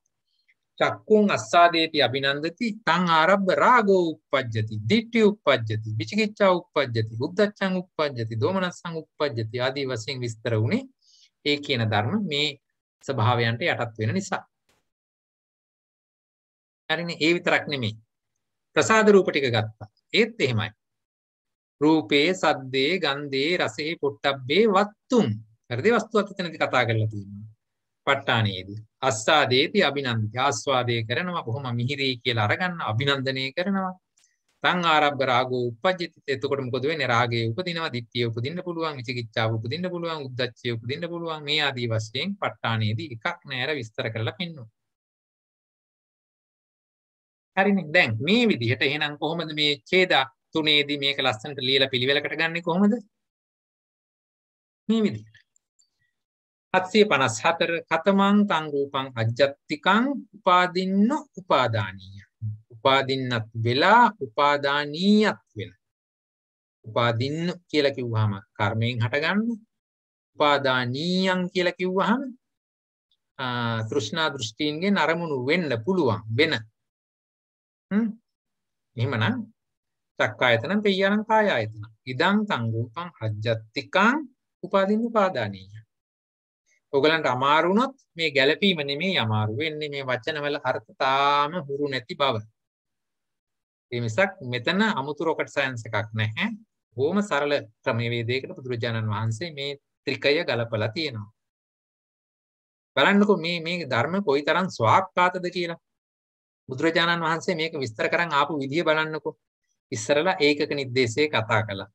එතනදී මේ එක එක ධර්මයක් ඒකේ ස්වභාව ගන්නෙ කොහොමද කියලා පැහැදිලි කළා. ඊළඟට දුකයට දාලා පෙන්වුවා. වෙන්න බලන්න දුකේදී වෙන්නේ මෙහෙමයි කියලා. දැන් මේ යුගල දෙක ගලපලා ටික හදලා පෙන්නනවා මේ බලන්නකෝ මෙහෙමත් වෙලා මෙහෙමත් වුණොත් කොහොමද? එතකොට මෙන්න මේ ධර්ම ටික විතරයි. අජ්ජත්තිකත් වෙලා උපාදින්න උපාදානීය වුණොත් මොකද වෙන්නේ? එතකොටත් වෙන්නේ කාය ආයතන චක්කායතනයි කාය ආයතනයි අතර ධර්ම ටික තමයි. මෙන්න මේ වාගේ කරුණු නිසා තමයි හැම විටකම අපේ බුදුදහම ස්වාක්කාතයි කියලා වෙන්නේ. මේ එක තැනකදීවත් ආයේ කලින් කිව්ව එකට වඩා වෙනස් ස්වරූපයක් දෙවෙනුවට කියලා නෑ. ලස්සනට විස්තර වෙලා තියෙනවා. හරි. ඊට පස්සේ දැන් එතකොට ඔන්න මෙතන 754, 755, 756 කියන ඡේද තුන මේ විදිහට ගැලපෙනවා. එතන ගැටලුවක් තියනවද? සමාවෙන්න සවතන දැන් අර උපාදින්න උපාදානියා කියන ඒ අර බැඳි අකුරු තියෙනකොට ඒක අපි කොහොමද ඒක උපාදින්න අනුපාදීනියා කියන නොවේ කියලා ඒක දැනගන්න නිකන් ටිකක් පැටලිලි හින්දා අහන්නේ. දැන් උපාදින්න උපාදානියා කියනකොට ඒක නිකන් උපාදින්න උපාදානියා කියලා අපි හරි වචන දෙකම ලියා ගන්නකො ළඟ. උපාදින්න උපාදානීය. ඉතින් වචන ගලපන්න. උපාදින්න උපාදානියන්න උ න උ වෙනකොට ඒක නු වෙනව නේද? උපාදින්න එක වචනයක්. උපාදානීයා එක වචනයක්. එතකොට උපාදින්න එකේ අවසාන අකුර මොකද්ද? නයන්න. උපාදින්න නයන්න. උපාදානීයා කියන එකේ පළවෙනි අකුර මොකද්ද? යන්න. උයන්න. හරිද? ගෙදර ගිහිල්ලා නෙමෙයි. මේ උයන්න. හරි? එතකොට පළවෙනි පදේ අවසාන අකුර ස්වර ව්‍යංජන කඩා ගන්න. නයන්නට එන්නේ හල් නයන්නයි අයන්නයි. හරිද? එතකොට ඊළඟට අපි දෙවෙනි පදේ මුල අකුර වෙන්නේ උයන්න. දැන් හල් නයන්න අයන්න උයන්න. ඕකේ අයන්න ලොක් කරන්න. එතකොට හල් නයන්න උයන්නත් එක්ක සම්බන්ධ කරන්න. එතකොට මොකද වෙන්නේ? න් අකුරයි උයන්නයි වුණාම නෝ. අයන්න කැපුවා. එතකොට උපාදින්නු පාදානීය. හරිද? ඒ විදිහට වචන සංදි කරන්න විසන්දි කරන්න පුළුවන් වෙන්නට ඕනේ. ඔව් කියන්න. ඉතින්දී ප්‍රසින්දිය ආයතනයක් වෙන්නේ නැහැ කියලා නිසානේ ඒක ජාතික වෙන්නේ නැහැ කියලා බාහිරයි කිව්වේ. ඉතින්ද්‍රියම් පුරුසින්ද්‍රියම්ද? ඔව්. ඔව්. එතකොට රූපායතන ගන්ධායතන ආයතන වෙන්නේ චක්කායතනෙත් එක්ක රූපායතන සම්බන්ධ වෙන හින්දාද? බාහිර වෙලාවක නෑ ආයතනයක් කියන එකේ අර්ථකථනය අරගන්න. ඒක අර්ථ දක්වලා තියෙන්නේ කොහොමද? දැන් සාමාන්‍ය ආයතනයක් ගන්නකො කලර් ක්‍රෝම්. හරි? මොකක් හරි ආයතනයක් ගත්තාම ඒ මොකක්ද එතනදී කරන්නේ? එතන මොනවා හරි නිෂ්පාදනයක් වෙනවා. යමක් නිපදවනවා, හදනවා. හරිද? ඒක තමයි අපේ භෞතික ලෝකේ එහෙමනේ ස්වභාවය. එහෙමනම් හැදෙනවා නම් මේ නිසා යමක් හැදෙනවා නම්. දැන් චක්කායතනෙ නිසා මොකක්ද හැදෙන්නේ? චක්කුංච පටිච්ච රූපේච උප්පද්දේ චක්කු විඥානං. අන්න චක්කු විඥානෙ ඉපදිලා තියෙනවා. කුමක් නිසාද? චක්කායතනෙ මුල් කරගෙන. හරිද? ඒ විතරක්ද? නෑ. චක්කුංච පටිච්ච රූපේච. එතන රූපායතනයත් ඕන වෙනවා. එතකොට ඒ දෙන්නම නිසා තමයි එහෙමනම් චක්කු විඥානය ඇති උනේ. එහෙමනම් චක්කුවත් ආයතනයක්, රූපයත් ආයතනයක්. සෝතයත් ආයතනයක්, සද්දයත් ආයතනයක්. දැන් ඔය විදියට ගිහිල්ලා ඉත්ත්‍ින්ද්‍රියටයි පුරුසින්ද්‍රියටයි ආයතනය කියන්න ගත්තා නම් එහෙම මම දන්නේ නැහැ මේ ලෝකෙ කොහෙන් කෙලවර වෙයිද කියලා. ඒ නිසා මේ දෙක ආයතන කෘත්‍ය කරන්නේ නැහැ. ඒ වුන් දෙන්නා නිසා හෝ වුන් තනි තනියෙන් ඉඳගෙන හෝ වෙනම අපිට චිත්තචෛතසික නිෂ්පාදනය කරලා දෙන්නේ නැහැ. හැදෙන්න මේ ඉපදෙන්න නිස්සය ප්‍රත්‍ය සපයන්නේ නැහැ. දැන් ඔය ඉතින් හරියට ඉගෙන ගන්න තව චුට්ටක් ඉස්සරහට එන්න ඕනේ. ඇයි මොකද්ද නිස්සය ප්‍රත්‍ය? වත්තු ස්වභාවය දෙන්නේ නැහැ. හරිනේ. ඒ නිසායි ඒවා අපි වෙනම අයින් කරලා තියෙන්නේ. ආයතන කෘත්‍ය කරන්න හැම වෙලාවෙම ධාතු 10ක් විතරයි ඉදිරිපත් උනේ. රාමුණාද ඒ වගේ ප්‍රශ්න තියෙන්නේ? හරි. ඊට පස්සේ අපි එහෙමනම් හතරවෙනි යුගලයටත් යන්. හතරවෙනි යුගලයේ සෑදෙන්නේ අජ්ජතික බාහිර යුගලයත් සමග සනිදස්සන අනිදස්සන කියන එක. මේක නම් හරිම පහසුයි. right. මේක මම කියන්නේ නෑ. දැන් කියන්න අජ්ජතික රූපයෝ සනිදස්සනද අනිදස්සනද? අනිදස්සනයි. අජ්ජතික රූපයෝ අනිදස්සනයි. හරිද? එහෙමනම් පළමු පදේ කොහොමද අපි හදන්නේ? කොහොම ගැලපෙයිද පළමු පදේ? ගන්න උත්සාහ කරන්න බලන්න. නෑ. අජ්ජත්තික අනිදස්සන. කතමං තං රූපං අජ්ජත්තිකං අනිදස්සන. මොනවද වෙනව ඇත්තේ? චක්කායතන වල කාය රූපායතනේ හැර අනිත් කොහොමද? සියලුම චක්කායතන කායායතන වල යනකම් අනිදස්සන. මොනවද එකින් එක කියන්න බලන්න. චක්කායතනම් පි කායායතන අනිදස්සන. එහෙම බෑ. පෙయ్యాලම දිගහැරලා කියන්න. චක්කායතන සෝතායතන ගානායතන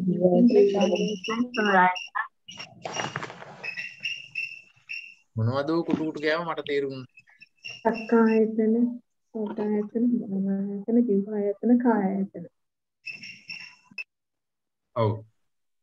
එතකොට ඒක අජ්ජත්තිකං අනිදස්සනං. හොඳයි. ඊට පස්සේ දෙවෙනි පදේ කොට නගන්න බලන්න.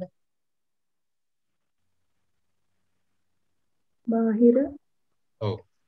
බාහිර සනිදස්. මොකද්ද බාහිර සනිදස්සන වෙනවා ඇත්තේ? වර්ණ රූප. රූපය. සනිදස්සන වෙන රූප කීයක් තියෙනවද? එකයි. එකයි. වර්ණ රූප විතරයි. වර්ණ රූපේ විතරයි. හරි. එහෙමනම් මොකද්ද අපි දෙවෙනි පදේ හැටියට ගන්නෙ? රූපායතන. ආයතන. කතමන්තං රූපං කොහොමද කියන්නේ? කතමන්තං රූපං බාහිරං සනිදස්. බාහිරං සනිදස්සන. හරි. අන්න හරි. හොඳයි. ඒතර තුන්වෙනි පදේ කොහොමද එන්නේ? බාහිරං අනිදස්සන.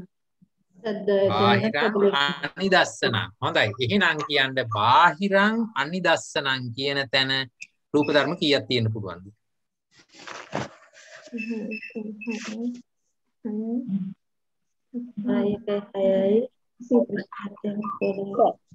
ඔක්කොම අනිදස්සන රූප කීයද? 26. 26යි. ඒකෙන් කීයක් පිට ගියාද? 6ක්. නිදස්සන එක පදයකට 5යි. 5ක් පිට ගියා. ඒතකොට 26න් 5ක් ගියාම 21ක් එන්න ඕනේ බාහිරං අනිදස්සනං කියලා. 21යි. හරිද? බලන්න හරිද කියලා. මොකද කියන්නේ? හරි. හරිද ගලපලා තියෙනවා. අජ්ජත්තිකං දැන් අජ්ජත්තිකං එකේ සනිදස්සනං ඒවා තියෙනවද? ඔව්. අජ්ජත්තිකං එකේ මොකද්ද සනිදස්සන? අජ්ජත්තික සනිදස්සන නැහැ. අජ්ජත්තික ගොඩේ සනිදස්සන නැහැ. මොකක්ද ඒකෙන් කියන්නේ? ඒකේ තියෙන අනිදස්සන. චක්කුසෝත ගාන ජීවා කායය අපිට ඒක කර්මයෙන් උපදිලා අජ්ජත්තික විදියට හිටියට ඒගොල්ල කිසි වෙලාවක සනිදස්සන වෙන්නේ නැහැ. චක්කු විඥාණයට ගෝචර වෙන්නේ නැහැ. එහෙනම් කොහෙන්ද ඒගොල්ලන්ව දැනගන්න පුළුවන්? බාහිරං යන්තන් රූපම් බාහිරං නෑ මම ඇහුවේ චක්කු මනෝ විඥානේ. හරි ඒගොල්ලන්ව දැනගන්න ඕන නම් දැනගන්න වෙන්නේ මනෝ විඥානේ. ඒ අනුව ඔයගොල්ලෝ කන්නඩී ගාවට ගිහිල්ලා ඇහැ බලනකොට ඇහැ පේනවද? නෑ. ඇහැ පේන්න බෑ. එහෙනම් ඒ පේන එක මොකද්ද? පේනවා කන්නඩී. වර්ණ රූප. කන්නඩී. වර්ණ රූප. කන්නඩිය විසින් අපිට පෙන්නපු වර්ණ රූපය. හරිද? ඇහැ එහෙම දැක්ක නෙමෙයි. හරිද? හරි. එතකොට දැන් මේ ගැලපුම හරිද තේරුණාද? සමාවෙන්නේ අර අපි ටිකේ හදනකොට දැන් අජ්ජත් බාහිර කියලා අරගෙන ඊට පස්සේ සනිදස්සන අනිදස්සන කියන දෙකෙන් ගන්න. එතකොට පළවෙනි එක හැදෙන්න ඕනේ අජ්ජත් සනිදස්සන කියලා නේද? එතකොට අජ්ජත් අනිදස්සන කියලා ඉන්නේ කොහොමද සර්? දැන් ඉස්සෙල්ලා ඒ රූපේ හදනකොට ටිකේ හදනකොට මුල් පද දෙකට අජ්ජත් බාහිර අරගෙන යට පද දෙකේ පළවෙනි එකට ගන්නවා අජ්ජත් නම් අජ්ජත් සනිදස්සන. ඊළඟට බාහිර සනිදස්සන අනිදස්සන කියලා නේද සර් ගන්න ඕනේ. එතකොට කොහොමද අපි මුල් තැන දුන්නේ මොකේටද? අජ්ජත්තික බාහිර ભેදයට මුල් තැන දුන්නේ. එහෙමනම් එතනදී බලන්න අජ්ජත්තික ධර්ම නැවත දෙකට බෙදුනද? අජ්ජත්තික ධර්ම නැවත දෙකට බෙදුනද? බෙදුණා. ඔව්. අජ්ජත්තික ධර්ම නැවත දෙකට බෙදිලා නැහැ. ඔව් බෙදිලා නැහැ අනිදස්සන. බාහිර ධර්ම තමයි නැවත දෙකට බෙදුනේ. හරිද? එහෙමනම් පළවෙනි පදේ ගත්ත ණය ක්‍රමයේ වෙනස් වෙලා නැහැ. එකම විදිහට අරගත්තේ අපි.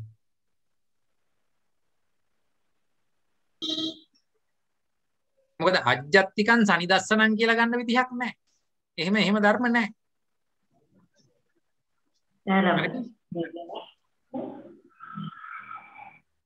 පැහැදිලිද? ඒක හැමෝටම පැහැදිලිද? හරි පැහැදිලි වගේ. එහෙමනම් අපි ඊළඟ එකට යමු. දැන් ඔන්න එතකොට දැන් මේකේ පද ගැලපු මෙහෙමනම් කොහොමද එන්න ඕනේ? 757 8 9 ඡේදය මේ විදිහට එන්න ඕනේ. කතමං තං රූපං අජ්ජත්තිකං අනිදස්සනං. එතකොට මේ විදිහට උත්තරේ එන්න ඕනේ. ඕනනම් ඔයගලන්ට පොත බලන්න කොහොමද එන්නේ කියලා. හරිද? ගැටලු තියෙනවා නම් සාකච්ඡා කරමු. 758 කතමන්තං රූපං බාහිරං සනිදස්සනං කිව්වම තනි රූපායතනයේ විතරයි බාහිර. එතකොට ඒ රූපායතනය කියන එක බාහිර ධර්මයක්. එයා සනිදස්සනයි.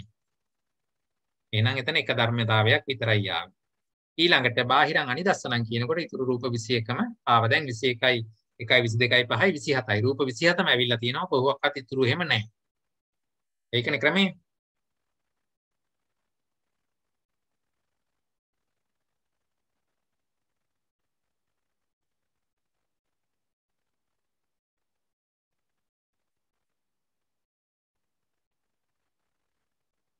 හරිද? පැහැදිලිද ඒක?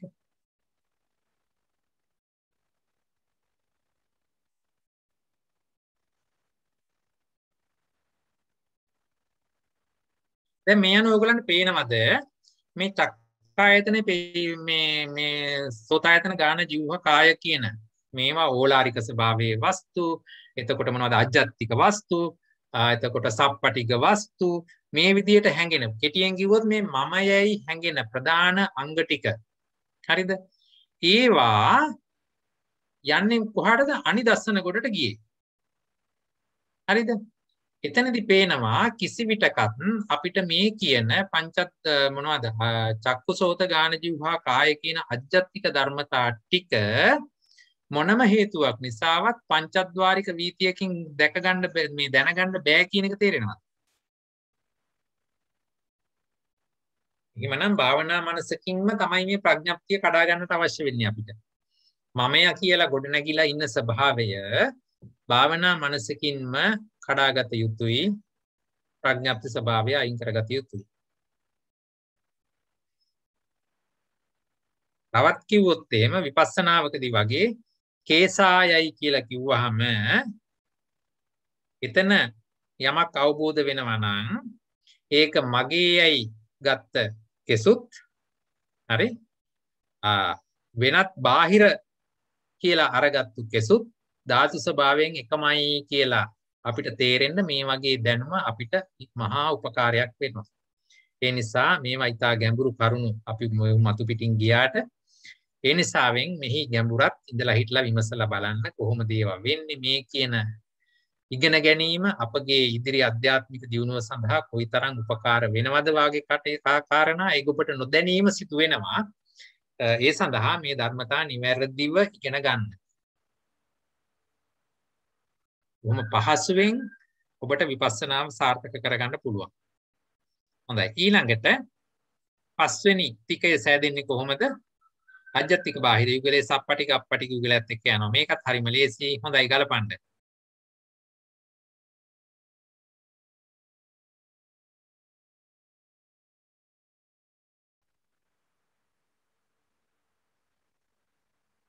අජ්ජත්තික බාහිර යුගලේ සප්පටික. සප්පටික රූප කීයද?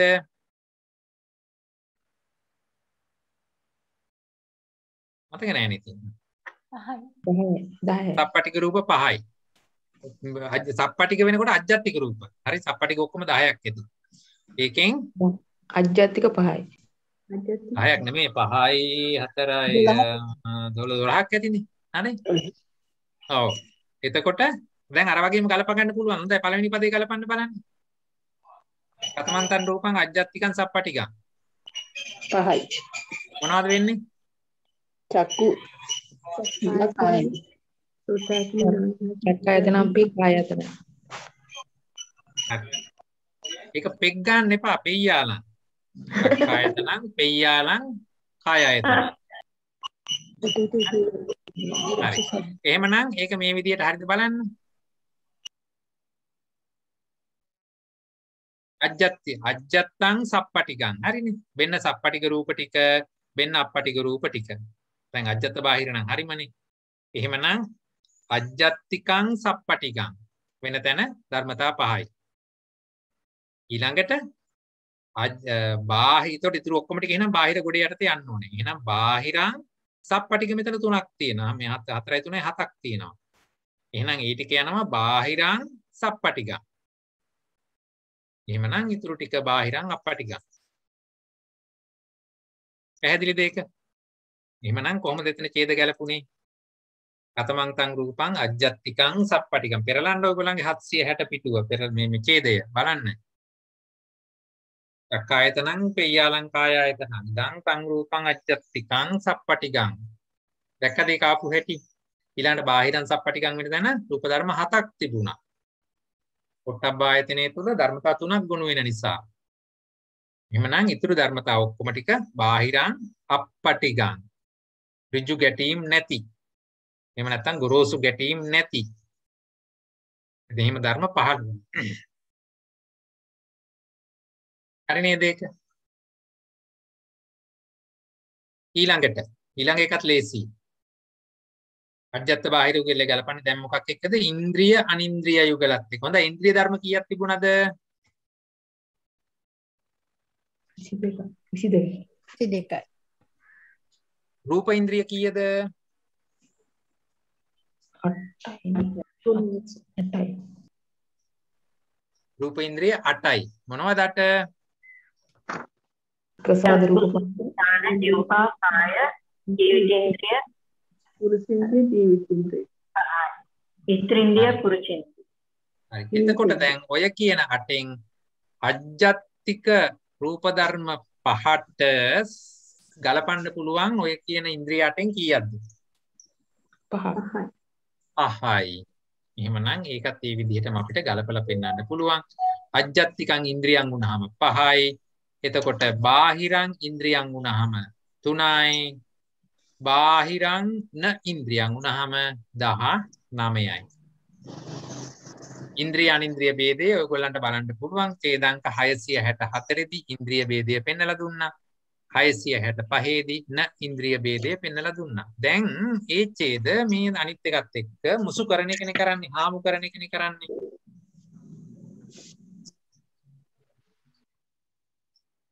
ඒ විදිහට ඒක ගලපන්න පුළුවන් වෙන්නට ඕනේ. ඒක පැහැදිලිද?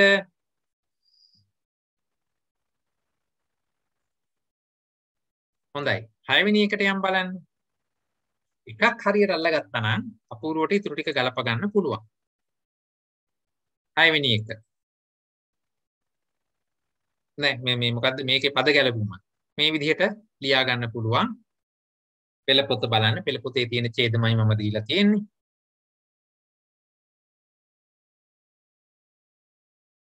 ධර්මතා ගලප ගන්න මේ මොන ධර්මතාවද ඉන්නේ කියලා හරියට අහුලා ගන්න පුළුවන් වෙන්නට ඕනේ.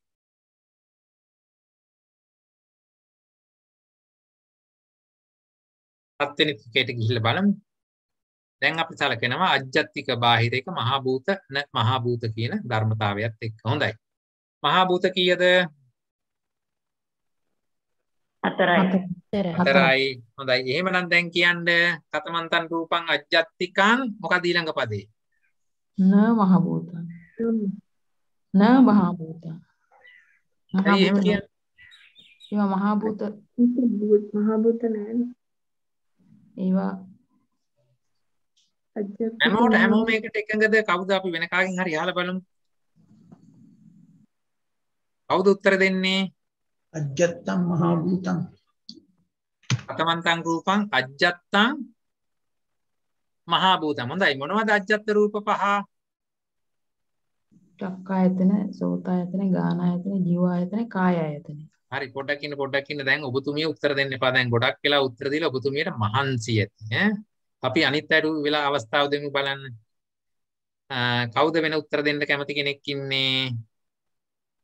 අජ්ජත්තික ධර්මතා 5යි. ඒක දැන් අපි හැමෝම දැන් කටපාඩම් චක්කුසෝත ගාන ජීවා කාය. හොඳයි. දැන් එතනදී අර මහත්මයෙක් කිව්වා අපිට ගන්න පුළුවන් කියලා පළවෙනි පදේට අජ්ජත්තිකං මහා භූතං කියලා. එහෙම ගන්න පුළුවන්ද? මහා භූත මොනවද? මොනවද මහා භූත හැටියට ආවේ? පඨවි තේජෝ වායෝ.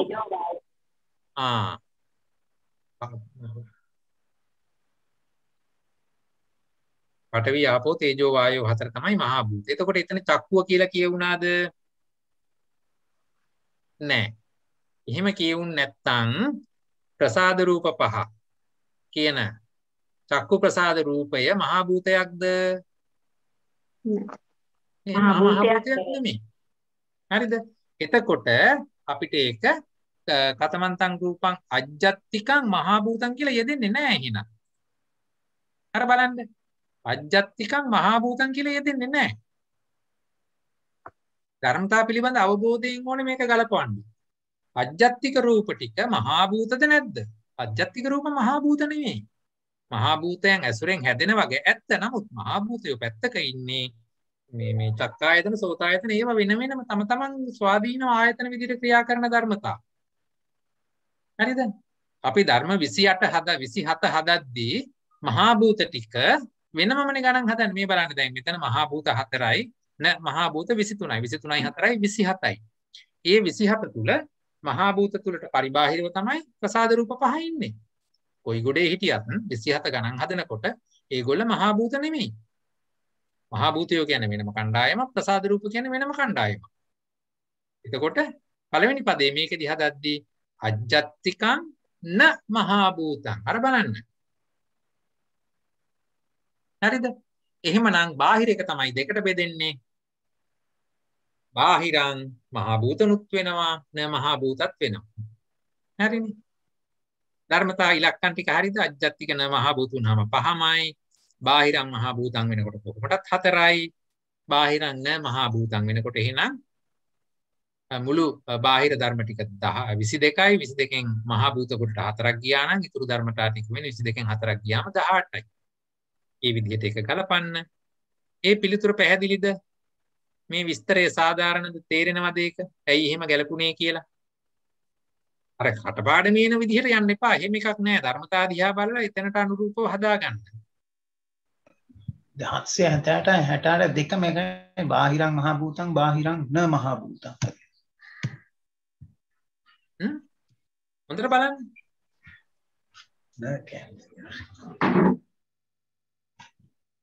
බාහිරං මහා භූතං කිව්වම 4යි ඉන්නේ ධර්මතා. බාහිරං න මහා භූතං කිව්වම 18ක් ඉන්න ඕනේ ධර්මතා. හොඳට බලන්න. ඒක තමයි මේ විදිහේ chart එකක් දාගෙනම ආවේ. එතකොට මීටත් එහා ඉතින් තේරුම් කරගන්න නම් මට ක්‍රමයක් මතක් වුණේ නැහැ. මේ තමයි මට මතක් වෙච්ච හොඳම ක්‍රමයට තමයි දාගෙන ආවේ. පැහැදිලිද ඒක? හරි. එහෙමනම් දැන් මේකේ කොහොමද එහෙනම් මේ 7 වෙනි ටිකේ නේද? ඔව්. පද ගැලපුවම කොහොමද එන්නේ? අජ්ජත්තිකම් මහා භූතං කිව්වම චක්කායතනම් පෙය්‍යාලං කායායතනම් කියන ධර්මතා 5 එතෙන්ට එනවා. එතකොට බාහිර එහෙනම් ඉතුරු ඔක්කොම ටික බාහිර ගොඩට යන්න ඕනේ. ඒකේ මහා භූත හැටියට එහෙනම් මහා භූත 4යිනේ තියෙන්නේ කොහොමදත්. එහෙනම් ඒ 4 තෙන්ට ඕනේ. ඊළඟට බාහිර ගොඩ එහෙනම් අනිත් ඔක්කොම ධර්මතා ටික ගොනු වෙන්නට ඕනේ. මොකද පද තුනෙන් පරිබාහිරව වෙනත් ධර්ම තියෙන්න බෑනේ. එහෙමනම් මෙතෙන්ට 5යි 4යි 9ක් ගියා නම් 22කින් 9ක් ගිය ගමන් මෙතන එන 18 එතන වෙන්න ඕනේ. 20 27න්. හරිනේ. මේ විදිහට ඒක ගලපන්න පුළුවන්. ඔයගොල්ලෝ මේව තනියම කරන්න ඕනේ ගෙදරදී උත්සාහ කරලා බලන්න. ඊළඟට අනිත් එක මේක තනියම කරන්නත් ඕනේ. එතකොට තමයි මේ ඒ අදාළ දැනුම ඔය මොලකට්ට අස්සට රිංග ගන්න. එසේ නොවන තාක්කල් ඔයගොල්ලෝ කොච්චර පලංකය බැඳගෙන ඉඳගෙන කොන්ද කෙලින් තියාගෙන මොනවද පරිමුඛං සතින් උපට්ඨ පෙත්වා කියලා කොච්චර හරි ඉඳගෙන විපස්සනාවක් කියලා දෙයක් කිරුවට හරියට සිදු වෙන එකක් නැහැ. මේ ධර්මතාව ඔබට ජීර්ණය වෙලා නැත්තම්. හරි. අපි දැන් බලමු 8 වෙනි එක කොහොමද කියලා. එතකොට දැන් මෙතනදී අජ්ජත්තික බාහිර යුගලයේ සමග විඤ්ඤාති ගලපනවා. විඤ්ඤාති වෙන රූප, විඤ්ඤාති නොවන රූප. හොඳයි. විඤ්ඤාති වෙන රූප කීයද? 2යි. විඤ්ඤාති වෙන රූප 2යි. 2යි. හරි. හරි. එහෙමනම් ඉතුරු රූප 25ම නවිඤ්ඤාති. හරි. දැන් එහෙනම් අපි බලමු මේ අලුත් එක්කෙනෙක්ව අල්ලගන්න කවුද අල්ලගන්නේ?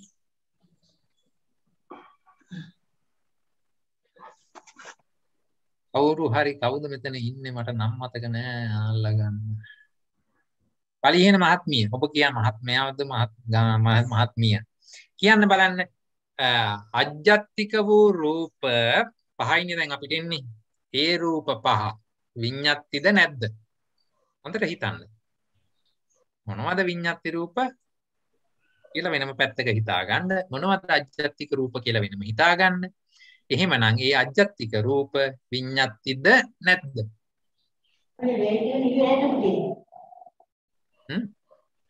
අලුත් එක්කෙනෙක් උත්තර දෙන්න. හැමෝම ඉදිරිපත් වෙන්න. ඉදිරිපත් වෙලා කතා කරන්න. වැරදින තරමට හොඳයි. අනිත් අයටත් හොඳයි, ඔබටත් හොඳයි. විඤ්ඤාති නෑ නේද සර්? විඤ්ඤාති රූප. ඔව්.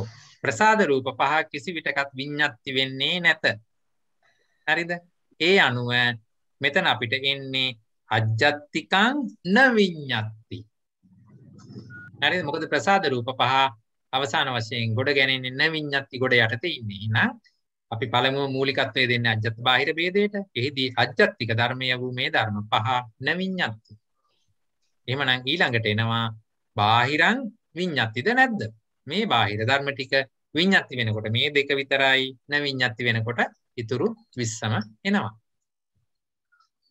පහසුයි මේවා. හරිනේ. දැන් බලන්න මේ විදිහට මේවා කරගෙන යනකොට ඔයගොල්ලන්ට ආයේ කටපාඩම් කරන්න අවශ්‍ය නැහැ. මේකට ජීර්ණය වෙනවා තමන්ගේ ආදී වශයෙන් මතක්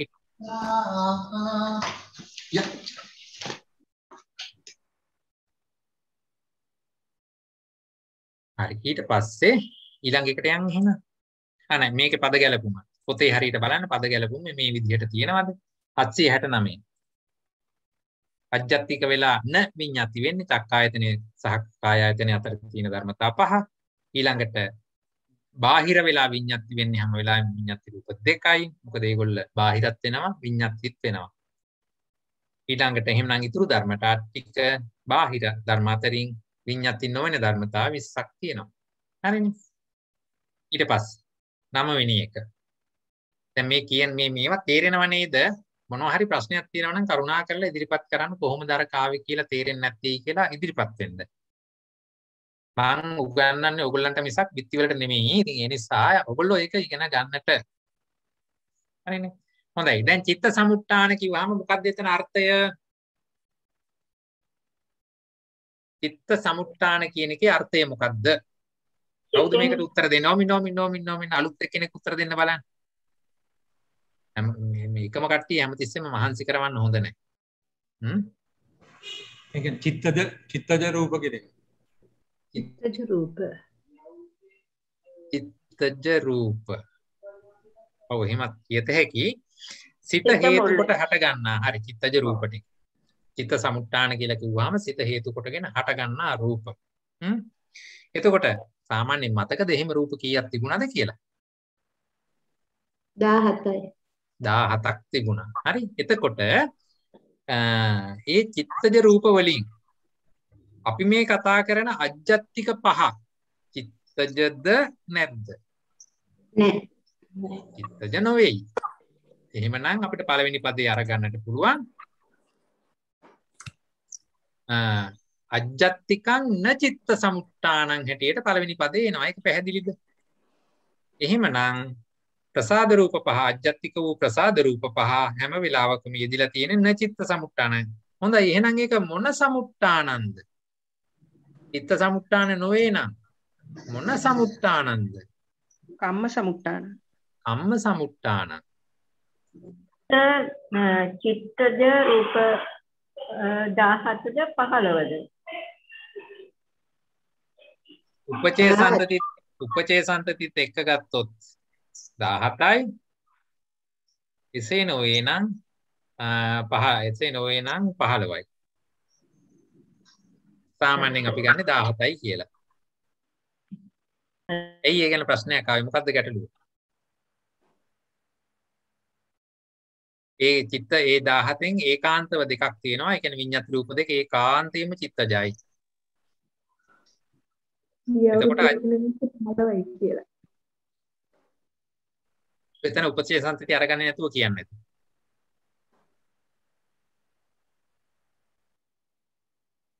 ආහාරජ රූප නම් අඩු වෙනවා. චිත්තජ රූප 17යි කියලා සාමාන්‍යයෙන් අපි යන්නේ. මොකද උපචේ සන්තතිය එතෙන් අරගන්නවා. ජරතානිච්චතාව ගන්නෙ නෑ.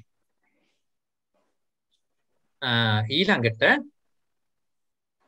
අජ්ජත් අජ්ජත්තික බාහිර චිත්ත සමුට්ඨාන න චිත්ත සමුට්ඨාන. එතකොට දැන් මේ පද තුන මේ ඉලක්කම් ගැලපීම හරිද කියලා බලන්න මේ ටේබල් එකෙන්. බාහිර චිත්ත සමුට්ඨාන වුණාම චිත්ත සමුට්ඨාන එහෙමනම් ඒ ඔක්කොම ටික බාහිර ධර්ම තමයි. එතන තියෙන 17ම එහෙමනම් බාහිරං චිත්ත සමුට්ඨානං. ඊළඟට බාහිරං න චිත්ත සමුට්ඨානං කියනකොට න චිත්ත සමුට්ඨානං ගොඩේ ඔක්කොම 25ක් තියෙනවානේ. ඒ 25න් පළවෙනියට තියෙන 5 අජ්ජත්තික රූපත් එක්ක මුසු වෙලා පළවෙනි පදයට ගියානේ. එහෙමනම් 25න් 5ක් ගියාම ඉතුරු 20ම බාහිරං න චිත්ත සමුට්ඨානං හැටියට ගැලපෙනවා. ඒක ඡේද අංක 772 3 4 ඡේදවල නම් වශයෙන් ඔයගොල්ලන්ට බලන්නට පුළුවන්. කොහොමද ඒක එන්නේ කියලා.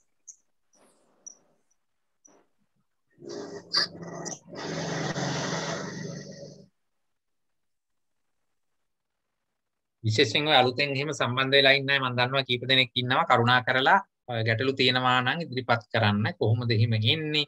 ඇයි අර විදිහට අර්ථ දැක්ුවේ? මොනවා හරි ප්‍රශ්න තියෙනවා නම්. හරි ඒක හරි. ඒක නම් තේරුන්නේ නැහැ පොඩ්ඩක් ආයෙ කියලා දෙන්න පුළුවන්ද? හරි තේරුන්නේ නැති තැන කියන්නකෝ මං කියලා දෙන්නේ. බාහිරන චිත්ත සමුට්ඨානං කියන එකට 20ක් නේ කොහොමද?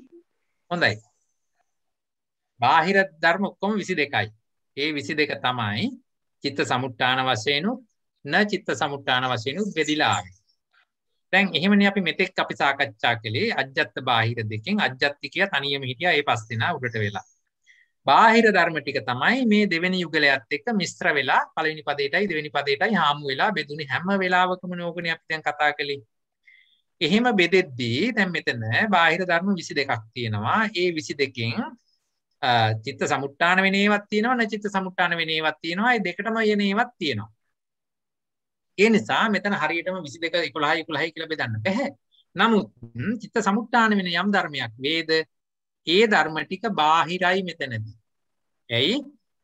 මොකද අජ්ජත්තික රූප පහ කෙලින්ම කර්ම සමුට්ඨාන හැටියට යන නිසා ඒක මේ න චිත්ත සමුට්ඨාන ගොඩේ තමයි ඉන්නේ. එහෙමනම් චිත්ත සමුට්ඨාන වූ ඉතුරු රූප 17ම ඒගොල්ල බාහිර ධර්ම. එහෙමනම් බාහිරං චිත්ත සමුට්ඨානං කියන එකේදී ධර්මතා 17ම යෙදෙන්නට ඕනේ. මේ චිත්ත සමුට්ඨාන වූ 17ම බාහිරයි. එයි අජ්ජත්තික වූ යම් රූපයක් වේද එය කර්මජයි. චිත්තජ නෙමෙයි. එහෙමනම් මේ චිත්ත සමුට්ඨාන කියන රූප 17ම පැහැදිලිවම බාහිර විය යුතුයි. හරිනේ මේ ටේබල් එක බලන්න හොඳට. ඒ 17ම බාහිරයි. අජ්ජත්තික වලට එකක්වත් ගිහිල්ලා නැහැ. අජ්ජත්තික උඩේ ඉන්න එක්කෙනා කර්මජයි. ඒ නිසා යන චිත්ත සමුට්ඨාන ගොඩට බෙදලා පෙන්නලා තියෙනවා. මෙතන ප්‍රත්‍ය හතරම ඉදිරිපත් කරලා නැහැනේ. කර්ම සමුට්ඨාන බේන්, චිත්ත සමුට්ඨාන බේන්, ආහාර සමුට්ඨාන බේන්, ඍතු සමුට්ඨාන බේන් කියලා හතරක් පෙන්නලා නැහැනේ. එහෙමනම් පළවෙනි එක්කෙනා චිත්ත සමුට්ඨානට මුල් තැන දුන්නා නම් අනිත් ඔක්කොම එක ගොඩට දානවා න චිත්ත සමුට්ඨාන කියලා.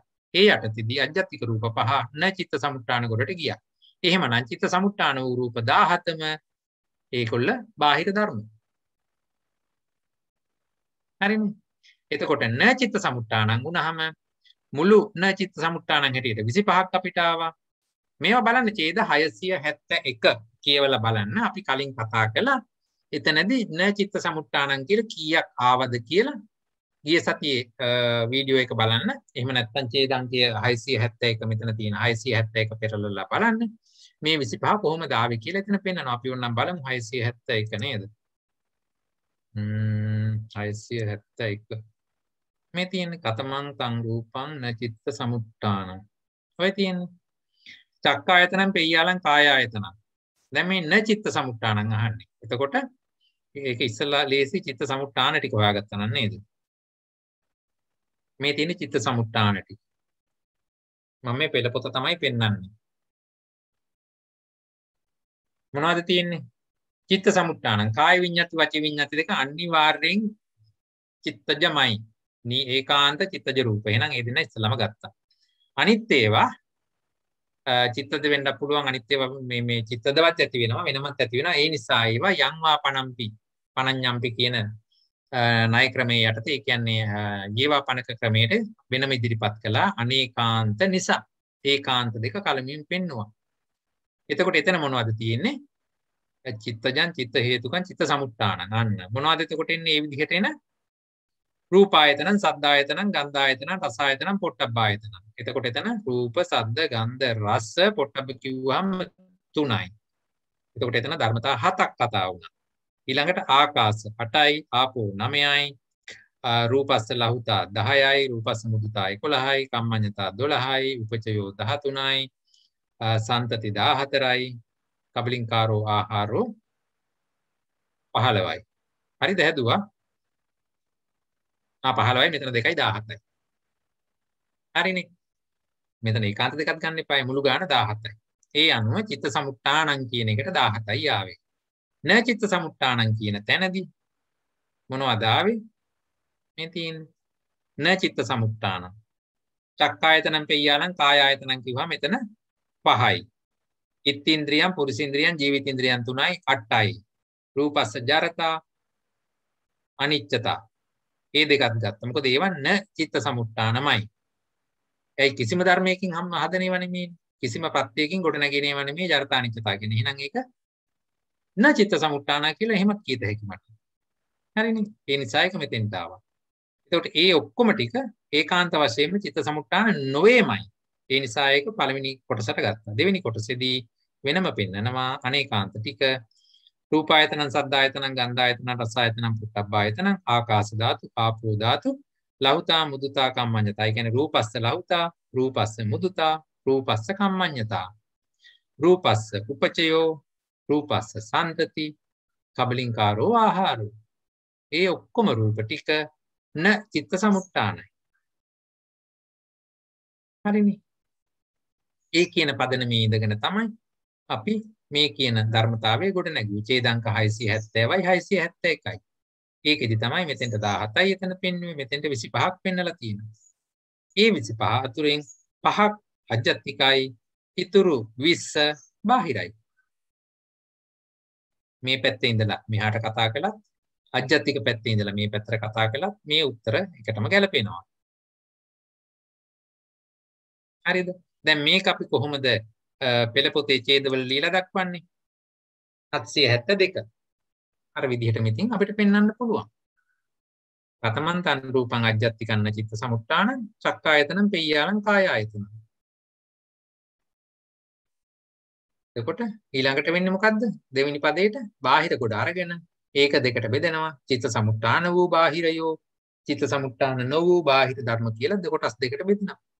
ඒ අනුව පදේ කොහොමද එන්නේ? බාහිරං චිත්ත සමුට්ඨානං කියලා එක දෙවෙනි පදේ හැදෙනවා.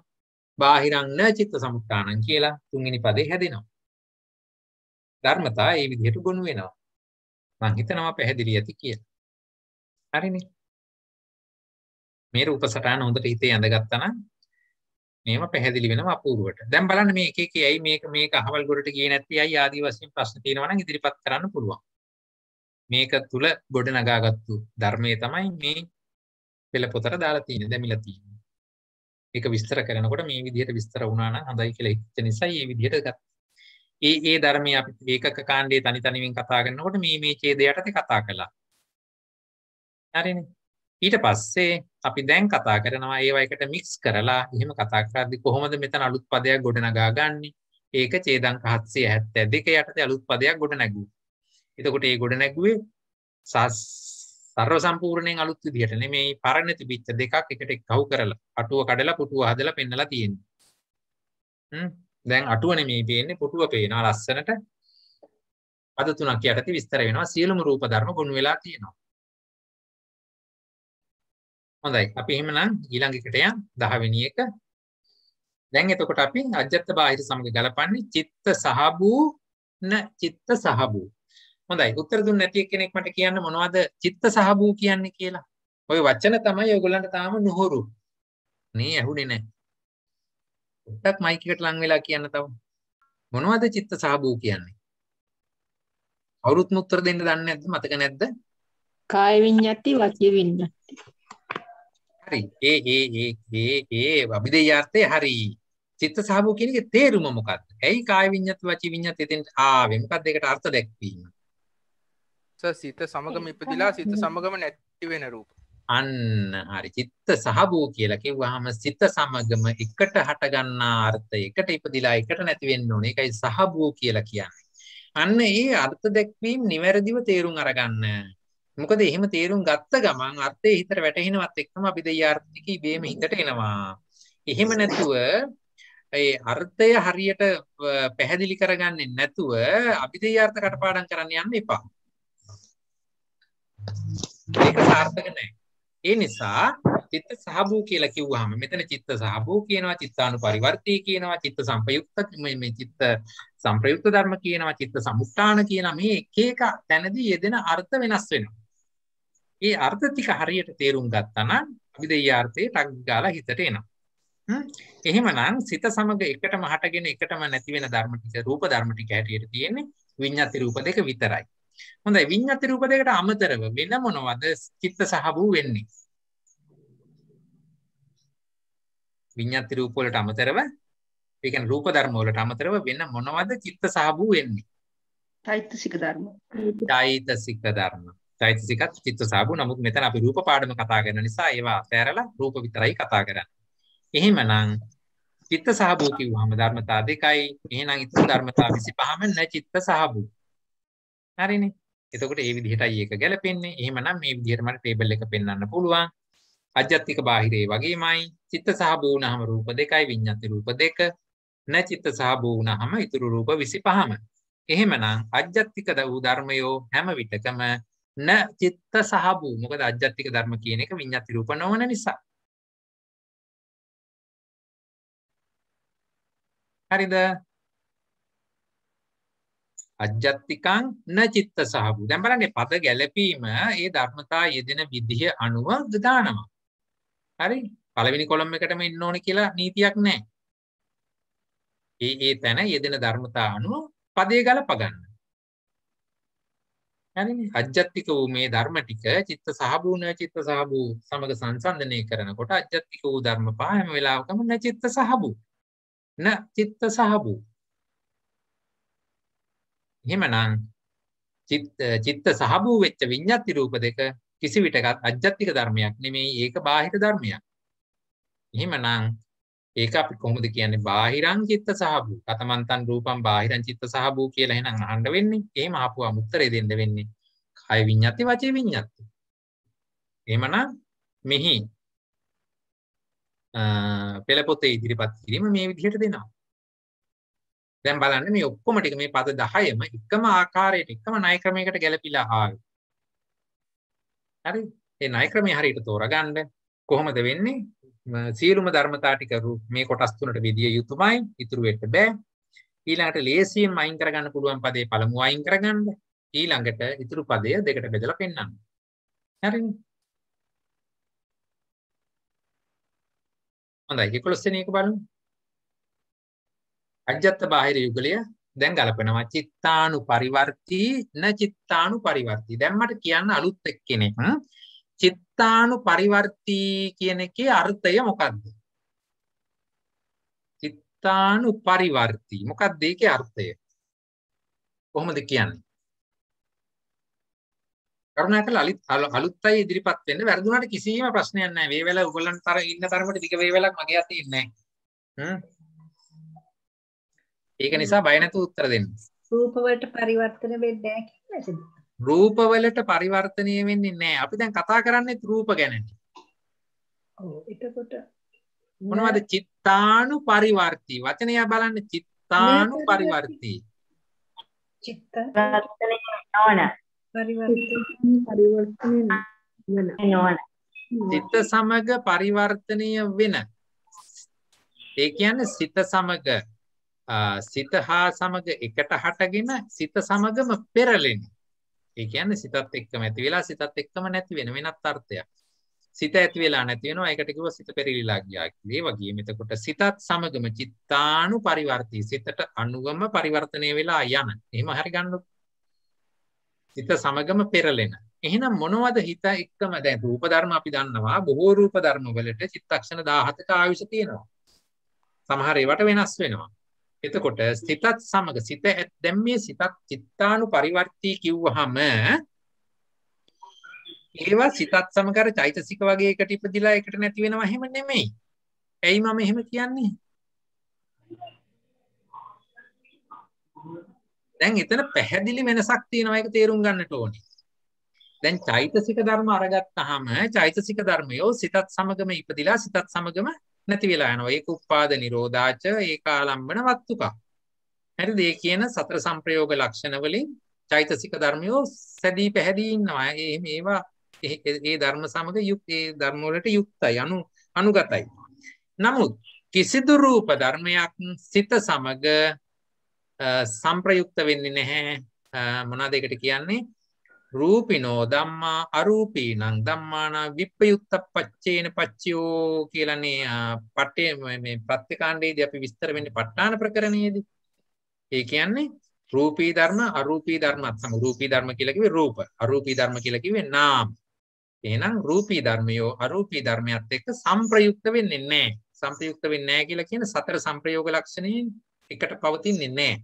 නමුත් ඒ හැම වෙලාවකම විප්‍රයුක්ත වෙන්නේ අර නෙළුම් කොළේ උඩට තියෙන වතුර බිඳුව වගේ. වතුර බිඳුව කොයි වෙලාවකවත් නෙළුම් කොළේ ඇතුළට උරාගෙන ඇතුළට බහින්නේ නැහනේ. නමුත් අපි එතනදී රෙදි පාංකඩයක් තියලා ඒක උඩට වතුර දැම්මා නම් එහෙම. දාන සැනින් රෙදි පාංකඩේ ඇතුළේ අර මේ සිදුරු අතරට වතුර එක උරා ගන්නවා නේද? නමුත් නෙළුම් කොළේ උඩට වතුර දාපුවාම වතුර එක නෙළුම් කොළේට උරා ගන්න නැහැ. ඒක අර වෙනම ගුලියක් වගේ හැදිලා පෙරලි පෙරලි ඉන්නවා. එතකොට නිලුම් කොළයේ මත වතුර තිබුණට ඒ දෙන්න විප්පයුක්තව ඉන්නේ. එකිනෙකා ඇසුරු කරන්නේ නැහැ. විප්පයුක්තව ඉන්නවා. උඩ ඉන්නවා තමයි. නමුත් අර රෙද්දකට වතුර බිඳුවක් දැම්මම රෙද්ද විසින් ඒක උරා ගන්නවා. නොහොත් වතුර බිඳුව රෙද්ද ඇතුළට යනවා. ඒ වගේ කතාවක් මෙතන වෙන්නේ නැහැ නිලුම් කොළයේ වතුර බිඳුවයි ගත්තාම. ඒ වගේ තමයි රූප ධර්මයි නාම ධර්මයි ගත්තාම කිසිදු වෙලාවක රූප ධර්මය අර චෛතසික මට්ටමට ගිහිලා නාම ධර්මත් සමග එකට මිශ්‍ර වෙන්නේ නැහැ. එහෙම හැකියාවක් නැහැ. එක වෙලාවෙ ඇති වෙනවා වෙන්න පුළුවන්. හරි? එක වෙලාවෙ මැරෙනවා වෙන්න පුළුවන්. නමුත් හරි ඒ කියන්නේ දැනුත් ඔය ඕන තරම් එක දවසේ මිනිස්සු ඉපදිලා එක දවසේ මිනිස්සු මැරෙන්නේ. ඒ වගේ මේ එකට ඉපදුනා මැරුණා වෙන්න පුළුවන්. නමුත් ඒ දෙන්නා කිසි වෙලාවක අර සතර සංප්‍රයෝග ලක්ෂණ වලින් එකට යෙදිලා නැහැ. එහෙමනම් මෙතන චිත්තානුපරිවර්තී කියන්නේ මේ ධර්මතාවල ආයුෂ චිත්තක්ෂණ එකයි. එතකොට එහෙමනම් සිතක් ඉපදිලා නැති වෙලා යනකොට මේ ධර්මෙත් වෙන පැත්තක ඉඳලා ඉපදිලා නැති වෙලා ගියා හා සමානයි. එවැනි ධර්මතා තියෙන්නේ දෙකයි. ඒ ධර්මතා අර ඉස්සෙල්ලා කිව්වා වගේම විඤ්ඤාති රූප දෙක. විඤ්ඤාති රූප දෙක. හරිනේ. මේ තියෙන්නේ විඤ්ඤාති රූප දෙක තමයි චිත්තානුපරිවර්තී වෙන්නේ. හරිද? එහෙමනම් ඊතුරු ධර්මතා 27න් දෙකක් ගියාම 25ම න චිත්තානුපරිවර්තී ඒවට ආයුෂය චිත්තක්ෂණ එකට වඩා වෙනස්. මේ 25ේම ආයුෂය චිත්තක්ෂණ එකට වඩා වෙනස්. ඒ නිසා ඒවා වෙනම පෙන්නවා. මේව චිත්තක්ෂණ එකක ආයුෂ තියෙන සිතත් සමගම ඉපදිලා. එතකොට අපි දැන් ඒක කියන්නේ සිතක් ඉපදෙන කාල ඒකකයේ තුලම ඉපදිලා ඒ කාල ඒකකයේ තුලම නැතුව ගියා. හරිද? අන්න ඒ වගේ. එතකොට එවැනි ධර්මතා තියෙන දෙකයි. එහෙනම් පළවෙනි පදයේ ගොඩනගatti ප්‍රසාද රූප පහ කිසි වෙලාවක චිත්තානුපරිවර්තී වෙන්නේ නැහැ. මොකද ප්‍රසාද රූප පහ අනිවාර්යයෙන්ම චිත්තක්ෂණ 17ක ආයුෂ තියෙන්නට ඕනේ. චක්කු විඥානේ ඉපදෙන්නට කලින් මොනවද ඒකට කියන්නේ? පුරේජාත ප්‍රත්‍ය ශක්තිය ලබා දෙන්න නම් චක්කු විඥාණයට කලින් ඉපදිලා තියෙන්නත් ඕනේ. ඉතින් එහෙම ඉපදෙනවා නම් ඒවා අනිවාර්යයෙන්ම සිතත් සමග එකට ඉපදුනා කියන්නට බැරි ධර්ම. ඒවා එහෙනම් න චිත්තානුපරිවර්තී. එහෙමනම් පළවෙනි පදයේ ගොඩනගෙනවා අජ්ජත්තිකං න චිත්තානුපරිවර්තී. එතනදී ධර්මතා පහයි. දෙවෙනි පදයේ එහෙමනම් ගොඩනගෙනවා දැන් දෙවෙනි පදයේ තුන්වෙනි පදයට කරන්නේ බාහිර ධර්ම ටික අරන් දෙකට බෙදනවා. හරිනේ? බාහිරං චිත්තානුපරිවර්තී බාහිරං න චිත්තානුපරිවර්තී. හරිනේ? මේ ධර්මතාවලට එහෙමනම් පළවෙනි පදයට එන්නේ රූප ධර්ම 5යි, දෙවෙනි පදයට එන්නේ රූප ධර්ම 2යි, විඤ්ඤාති රූප 2 විතරයි. එහෙමනම් තුන්වෙනි පදයට එනවා ධර්මතා 20ක්. 20යි 2යි 22යි 5යි 27යි. මෙතන අර එකිනෙකට අනේකාන්ත ධර්ම නැති නිසා කෙලින්ම අපිට ගණන් හදලා 27 පෙන්වන්න පුළුවන්. ගොඩවල් දෙකටම වැටෙන ධර්ම නැහැනේ. චිත්තානුපරිවර්තිත වෙලා නැහැ, චිත්තානුපරිවර්තිත වෙන ධර්ම නැහැනේ. ඒ නිසා මෙහෙම අපිට 27 හදලා පෙන්වන්න පුළුවන්. මේක සමා වෙන්නේ අර උපචය ඒකෙත් අවශ්‍ය චිත්තක්ෂණ ඒ සිතට සමාන නිසා ඒවා ගන්න බැරිද උතෙන්ට? උපචේ සම්පතියකෙත් චිත්තක්ෂණ කුඩා චිත්තක්ෂණ එකක් නේද අවශ්‍ය? එතකොට ගන්න එහෙම බැරිද? උපච්චය කියන එකයි සන්තති කියන එකේ ආයුෂය චිත්තක්ෂණ එකක් හැටියට එතන අරගන්නේ අපි චිත්තක්ෂණ එකක් හැටියටද අනුචිත්තක්ෂණ එකක් හැටියටද? අනුචිත්තක්ෂණ එකක්. අනුචිත්තක්ෂණ එකක් හැටියට නේ. චිත්තක්ෂණ එකක් නෙවෙයි සර්. චිත්තක්ෂණ එකක් නේද? නෑ. චිත්තක්ෂණ එකක්. සිතේ ආශය කියලා නේද සර් ගන්නේ? උපචේ සන්තති. කුඩා චිත්තක්ෂණ නේද සර්? කුඩා චිත්තක්ෂණ මට මතක හැටියට ගත්තා. කුඩා චිත්තක්ෂණ එකක්. ඔව් රූපය අපි බෙදද්දී ඒක අරගත්තේ මෙතන අපි රූපයේ උපචේ රූපයේ සන්තතිනේ අරගන්නේ රූපස්ස උපචේ රූපස්ස සන්තති. ඒ වෙලාවේදී අපිට අනිවාර්යෙන් ගන්න එක චිත්තක්ෂණයයි මැද්ද චිත්තක්ෂණ 49යි කියලානේ ගන්නෙ. තිතියට 49යි කියලානේ. හරි නේද? පැහැදිලිද ඒක? හරි සර් හරි.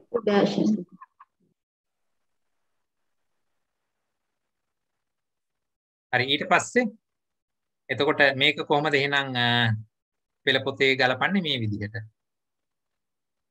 ඒක දැන් ඔයගොල්ලන්ට පැහැදිලි ඇති. එහෙම ගලපන්න පුළුවන් කියලා.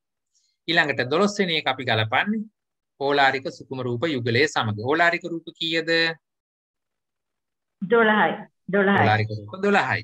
ඒකෙන් එහෙනම් පළවෙනි යුගලයට පළවෙනි පදේ අපි ගොඩනගන්න ඒක ලේසි. අජ්ජත්තිකං ඕලාරිකං. හරිනේ. අජ්ජත්තිකං ඕලාරිකං. ඊටු ටික බාහිරයි. වර්ණ රූප, ශබ්ද රූප, ගන්ධ රූප, රස රූප ටිකයි පොට්ටබ්බ රූපයයි. ඒ ටික බාහිරයි. හරිනේ. අජ්ජත්තික වෙන රූප පහ අනිවාර්යයෙන්ම ඕලාරිකයි. එහෙමනම් එයාගේ එලින් අයින් කළ අජ්ජත්තිකං ඕලාරිකං කියලා. ඊළඟට දෙවෙනි පදයට ගන්න පුළුවන් බාහිරං ඕලාරිකං. ඊට පස්සේ බාහිරං සුකුමං. ඕලාරික නොවන්නේ සුකුමයි. ඒ විදිහට මේ විදිහට ධර්මතා කඩන්න පුළුවන්. හරිද ඒක? එහෙනම් ඒක පෙළපොත අපිට දක්වන්න පුළුවන් මේ විදිහට. අජ්ජත්තික ඕලාරිකං අජ්ජත්තිකං ඕලාරිකං කියලා 5යි, බාහිරං ඕලාරිකං කියලා 7යි, බාහිරං සුක්මං කියලා 5යි. හැම වෙලාවකම මෙතනදී බාහිර ධර්ම තමයි දෙකට කඩලා පෙන්නන්නේ. ඕලාරික වූ බාහිර ධර්ම වෙන්න, ඕලාරික වූ සුක්ම ධර්ම වෙන්න. සෝරි මේ බාහිර වූ ඕලාරික ධර්ම වෙන්න, බාහිර වූ සුක්ම ධර්ම වෙන්න කියලා පෙන්වන්නේ හිමයි. හරිද? ඊට පස්සේ අවසාන එකත් අරගමු. දැන් 13න් මේක ඉවර වෙනවා. 13 අරගන්නේ දූරේ සන්තිකේ. දූරේ කියලා කිව්වේ හොඳයි. දූරේ කියන එකට අර්ථය ඉදිරිපත් කරන්න බලන්න. මොකද්ද දූරේ කිව්වේ? මොකද්ද සන්තිකේ කිව්වේ? දූරේ රූප මොනවද? තේරුන්නේ නැවත කියන්න. සන්තිකේ කියලා ගන්න තමන්ගේ సంతාණයට වගේ. ඔව් සන්තිකේ කියලා ගන්න අති අර්ථකථන ගොඩක් දෙන්න පුළුවන්. එකක් තමයි ප්‍රකටව වැටහෙන රූප. හරිද? තමන්ට කියලා ඇහැ කියන එක තමන්ට ප්‍රකටව වැටහෙනවා. හරි? එතකොට ඇහැ කන නාසය දිව සම ප්‍රකටව වැටහෙනවා. ඒ වුණාට දැන් අපි කිව්වොත් එහෙම ඉත්ත්‍ින්ද්‍රිය හරි පුරුෂින්ද්‍රිය හරි කිව්වට ඒක එකපාරට වැටහෙන්නේ නැහැ. කොතනද කොහොමද මොකද කියලා බෙන්න චක්කුව කියලා පෙන්නුවා වගේ අපිට පෙන්න ගන්න බෑ. මොකද ඒක ශරීරේ පුරාම පැතිරිච්ච වෙනම රූප ධර්මයක්. හරි එතකොට කාය විඤ්ඤාති වචී විඤ්ඤාති ඇහුවොත් ඒක අපිට පෙන්න ගන්න බෑ. ඒක පොඩ්ඩක් තේරෙනවා අඩුයි අපිට. හරි? ඒවා වෙනම මනෝ විඤ්ඤාණයෙන්ම දැනගත යුතු ධර්ම. හරි? දෙපස් විඤ්ඤාණයන්ට අහු වෙන්නේ නැති ධර්ම. එතකොට එහෙමනම් දුරේ කියලා කිව්වේ එම අර්ථයෙන් ගත්තොත් අප්‍රකටව තියෙන එහෙම නැත්නම් අපිට විඤ්ඤාපනය කරගන්නට අමාරු ධර්ම ටික දුර කියලා කිව්වා. එහෙම ගත්තාම අජ්ජත්තික රූප කොයි ගොඩටද වැටෙන්නේ? සන්තිකේ. අජ්ජත්තික ටික සන්තිකයි. එහෙමනම් බාහිරට ඊළඟට දෙකට බෙදෙනවා. දූරේ සහ සන්තිකේ විදිහට මේ විදිහට එහෙනම් පද ටික ගලපන්න පුළුවන්. අජ්ජත්තිකං සන්තිකේ 5යි ඊට පස්සේ අනිත් ටික බාහිරනේ. බාහිරං දූරේ 15යි, බාහිරං සන්තිකේ 7යි. පද ගැලපුම මේ විදිහට ඒක හදා ගන්න. 784 85 86. හරිද? ඒක පෙළපොත පෙන්නනකොට අපිට මෙහෙම පෙන්වන්න පුළුවන්. ඒකත් දැන් පැහැදිලි ඇති. මේ විදිහට මේ charts විදිහට මේවා ඔලුවට එන්න ඕනේ. මෙහිමයි මේක යෙදෙන්නේ කියලා. මේ විදිහට ඒක ගලපන්න. එහෙම නැත්නම් දැන් ඔයගොල්ලෝ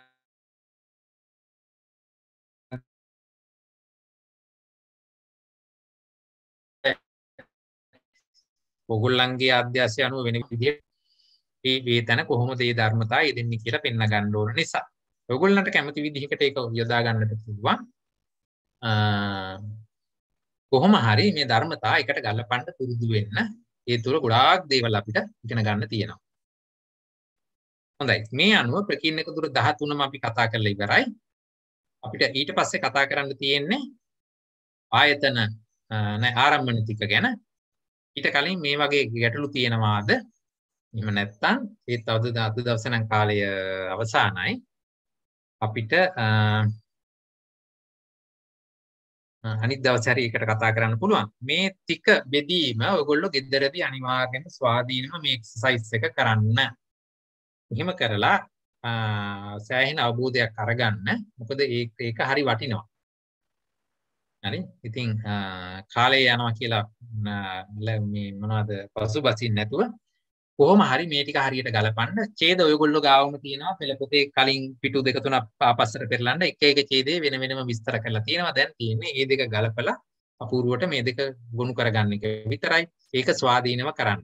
මම කොච්චර පොවන්න හැදුවත් ඔයගොල්ලන්ට පෙවෙන්නේ නැහැ. ඒ නිසා මේක ඔයගොල්ලෝ අතින් අරන් බොන්න ඕනේ දෙයක්. හරි? මේ විදිහට ඒක කරන්න. අපි ඊළඟ දවසේ දැන් අපි මේ ත්‍රිවිධේන සංග්‍රහයේ මේ 103 අතරින් 13ක් කතා කරලා ඉවරයි. ඊළඟ ටික අපිට ලේසියෙන් යන්න පුළුවන්. වස්තු ටික, ආරම්මන ටික, ආයතන ටික, ධාතු, ඉන්ද්‍රිය, සුකුම රූප. මේ විදිහට ඒ ටික අපිට ඉක්මනට අරගෙන යන්න පුළුවන්. මේ හා සමාන ණය ක්‍රමයක් තමයි එතනක් තියෙන්නේ. උදාහරණයක් ගත්තොත් අපි වස්තු ටිකේ අරගෙන පෙන්නුවොත් එතනදී මොනවද අපි බැලුවේ? දැන් හොඳට දුක වස්තු දුක කොහොමද ගත්තේ කියලා මතක නම් මේ විදිහටම තමයි මෙතනත් ගත්තේ. මෙතනදී අරගන්නේ වස්තුභාවයෙන් රූප ධර්ම ක්‍රියා කරලා. ඒ කියන්නේ චක්කු වස්තු, සෝත වස්තු, ගාන වස්තු, જીවහා වස්තු, කාය වස්තු, හදේ වස්තු කියන ධර්මතා ටික ක්‍රියාත්මක වෙලා මෙතනදී ඇත්තටම අරගත්තේ මුල පහ විතරයි. ඒකෙදි ඒ ධර්මය පහ වස්තුභාවයෙන් ක්‍රියා කරලා කොහොමද ස්පර්ශය, වේදනාව, සංඥාව, චේතනාව, චිත්ත කියන පස්ස පංචකයාගේ ඉපදීම කොහොමද සිද්ධ වුනේ? අන්න ඒ ඉපදීමට ආධාර වෙන සහ ආධාර නොවන රූප ධර්මයෝ නැවත වතාවක් අජ්ජත්තික හා බාහිර සමග ගලපලා විස්තර කරන එක තමයි මෙතනදී වෙන්නේ. උදාහරණයක් ගත්තොත් දැන් මෙතන අජ්ජත්තික බාහිරත් එක්කනේ ගන්න වෙන්නේ. දැන් චක්කු සම්පස්ස කොහොමද ඒක අරගන්නේ අපි? යන්තං රූපං බාහිරං තං චක්කු සම්පස්ස නවත්තු. යන්තං රූපං අජ්ජත්තිකං තං තත්ති චක්කු සම්පස්ස වස්තු අත්ති චක්කු සම්පස්ස නවත්තු. දැන් මෙතනදී බාහිර ධර්මය චක්කු සම්පස්සය ඇතිවීමට හරිද? චක්කු සම්පස්සේ ඇතිවීමට මොකද්ද වස්තුව උනේ? වර්ණ රූපේ. වස්තුව උනේ චක්කු ප්‍රසාදේ. චක්කු ප්‍රසාදේ. එතකොට අන්නේ චක්කු සම්පස්සේ ඇතිවීමට හරිද? දැන් බාහිර ධර්මතා ටිකක් හැටියට ගත්තාම ඒකේ චක්කු සම්පස්ස නවත්තු. එතකොට බාහිර ධර්මතා ඔක්කොම ටික අපිට එකපාරට අයින් කරන්න පුළුවන්. ඒගොල්ල චක්කු සම්පස්සේ ඇතිවීමට වස්තු නොවන ධර්ම. මං කියවනේ ඉස්සරලම අයින් කරන්න ලේසියෙන්ම අයින් කරගන්න පුළුවන් දී. එතකොට අජ්ජත්තික වෙච්ච ධර්ම ටික ඔන්න දැන් බෙදෙනවා. සමහර අජ්ජත්තික ධර්ම චක්කු සම්පස්සේ ඉපදීමට වස්තුව වෙනවා. සමහර අජ්ජත්තික ධර්ම චක්කු සම්පස්සේ ඉපදීමට වස්තු වෙන්නේ නැහැ. ඕකයි පදනම. පළවෙනි පදේ අයින් කරගත්තාට පස්සේ දෙවෙනි පදේ දෙකට බෙදා ගන්න ලේසියි අපිට. හරි? ඔය ක්‍රමයෙන් තමයි වස්තු ටිකය, එතකොට ආරම්මන ටිකය, ඒ ආදී වශයෙන් ඉදිරියට යන්නේ. ඒක අපිට ඉක්මනට ඉවර කරගන්න පුළුවන්. ඒකත් නිකමට මේ ඉස්සල්ලා කරුණා කරලා තුන්වෙනිත් මේ ටික ක්‍රමය, ඒ කියන්නේ පකින්නක ටිකය හරියට තේරුම් ගන්න. ඒක හරියට තේරුම් ගත්තා නම් ඊට ටික හරි ලේසියි. දුක ටික හරියට තේරුණා නම් ටික ලේසියි. හරිනේ. හොඳයි. එහෙමනම් අපි අද දවසේ පාඩම මෙතනින් සමාප්ත කරන්න. ගැටලු තියෙනවා නම් ඉදිරිපත් කරන්න පුළුවන්.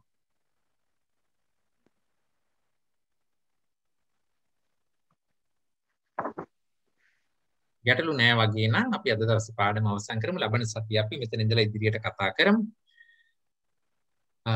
ටික නිද්දේශය අවසන් කරන්නට පුළුවන් වෙයි. අපි කාලය තියෙන නිසා හිමින් කතා කරමු. හොඳයි. එහෙමනම් අද දවසේ පැය දෙකකට අධික කාලයක් මේ අභිධර්ම සම්මාශ්‍රණය තුල ලැබූ කුසලය මේ ශාසනය ආරක්ෂා කරන්නා වූ සියලු සම්‍යක් දෘෂ්ටික දෙවි දේවතාවුන්ටත් මේ ධර්මයේ රැකලා දුන් මහා සංඝරත්නයටත් ප ဋ ාණ ධම්ම සභාවේ සියලුම වහන්සේලාටත් මේ තාක්ෂණ සහාය ලබා දෙමින් උපකාර කළ හැම දෙනාටමත් පොදුවේ ඔබ අප හැම වෙනුවෙන් මියගිය ඥාතීන් ගුරුවරුන් දෙමව්පියන් ඇතුළු සියලුම දෙනාට සියලු සත්‍යයන්ටත් ඔබ අප හැම දෙනාට මේ සියලු කුසලය අමා මහ නිවන් පිණිසම උපනිශ්‍රේ වේවා හේතු වාසනා වේවා කියලා ප්‍රාර්ථනා කරමින් සාදු නාද පවත්වන්න සාදු සාදු සාදු හැමදෙනාටම පෙරවන් සරණයි පෙරවන් සරණයි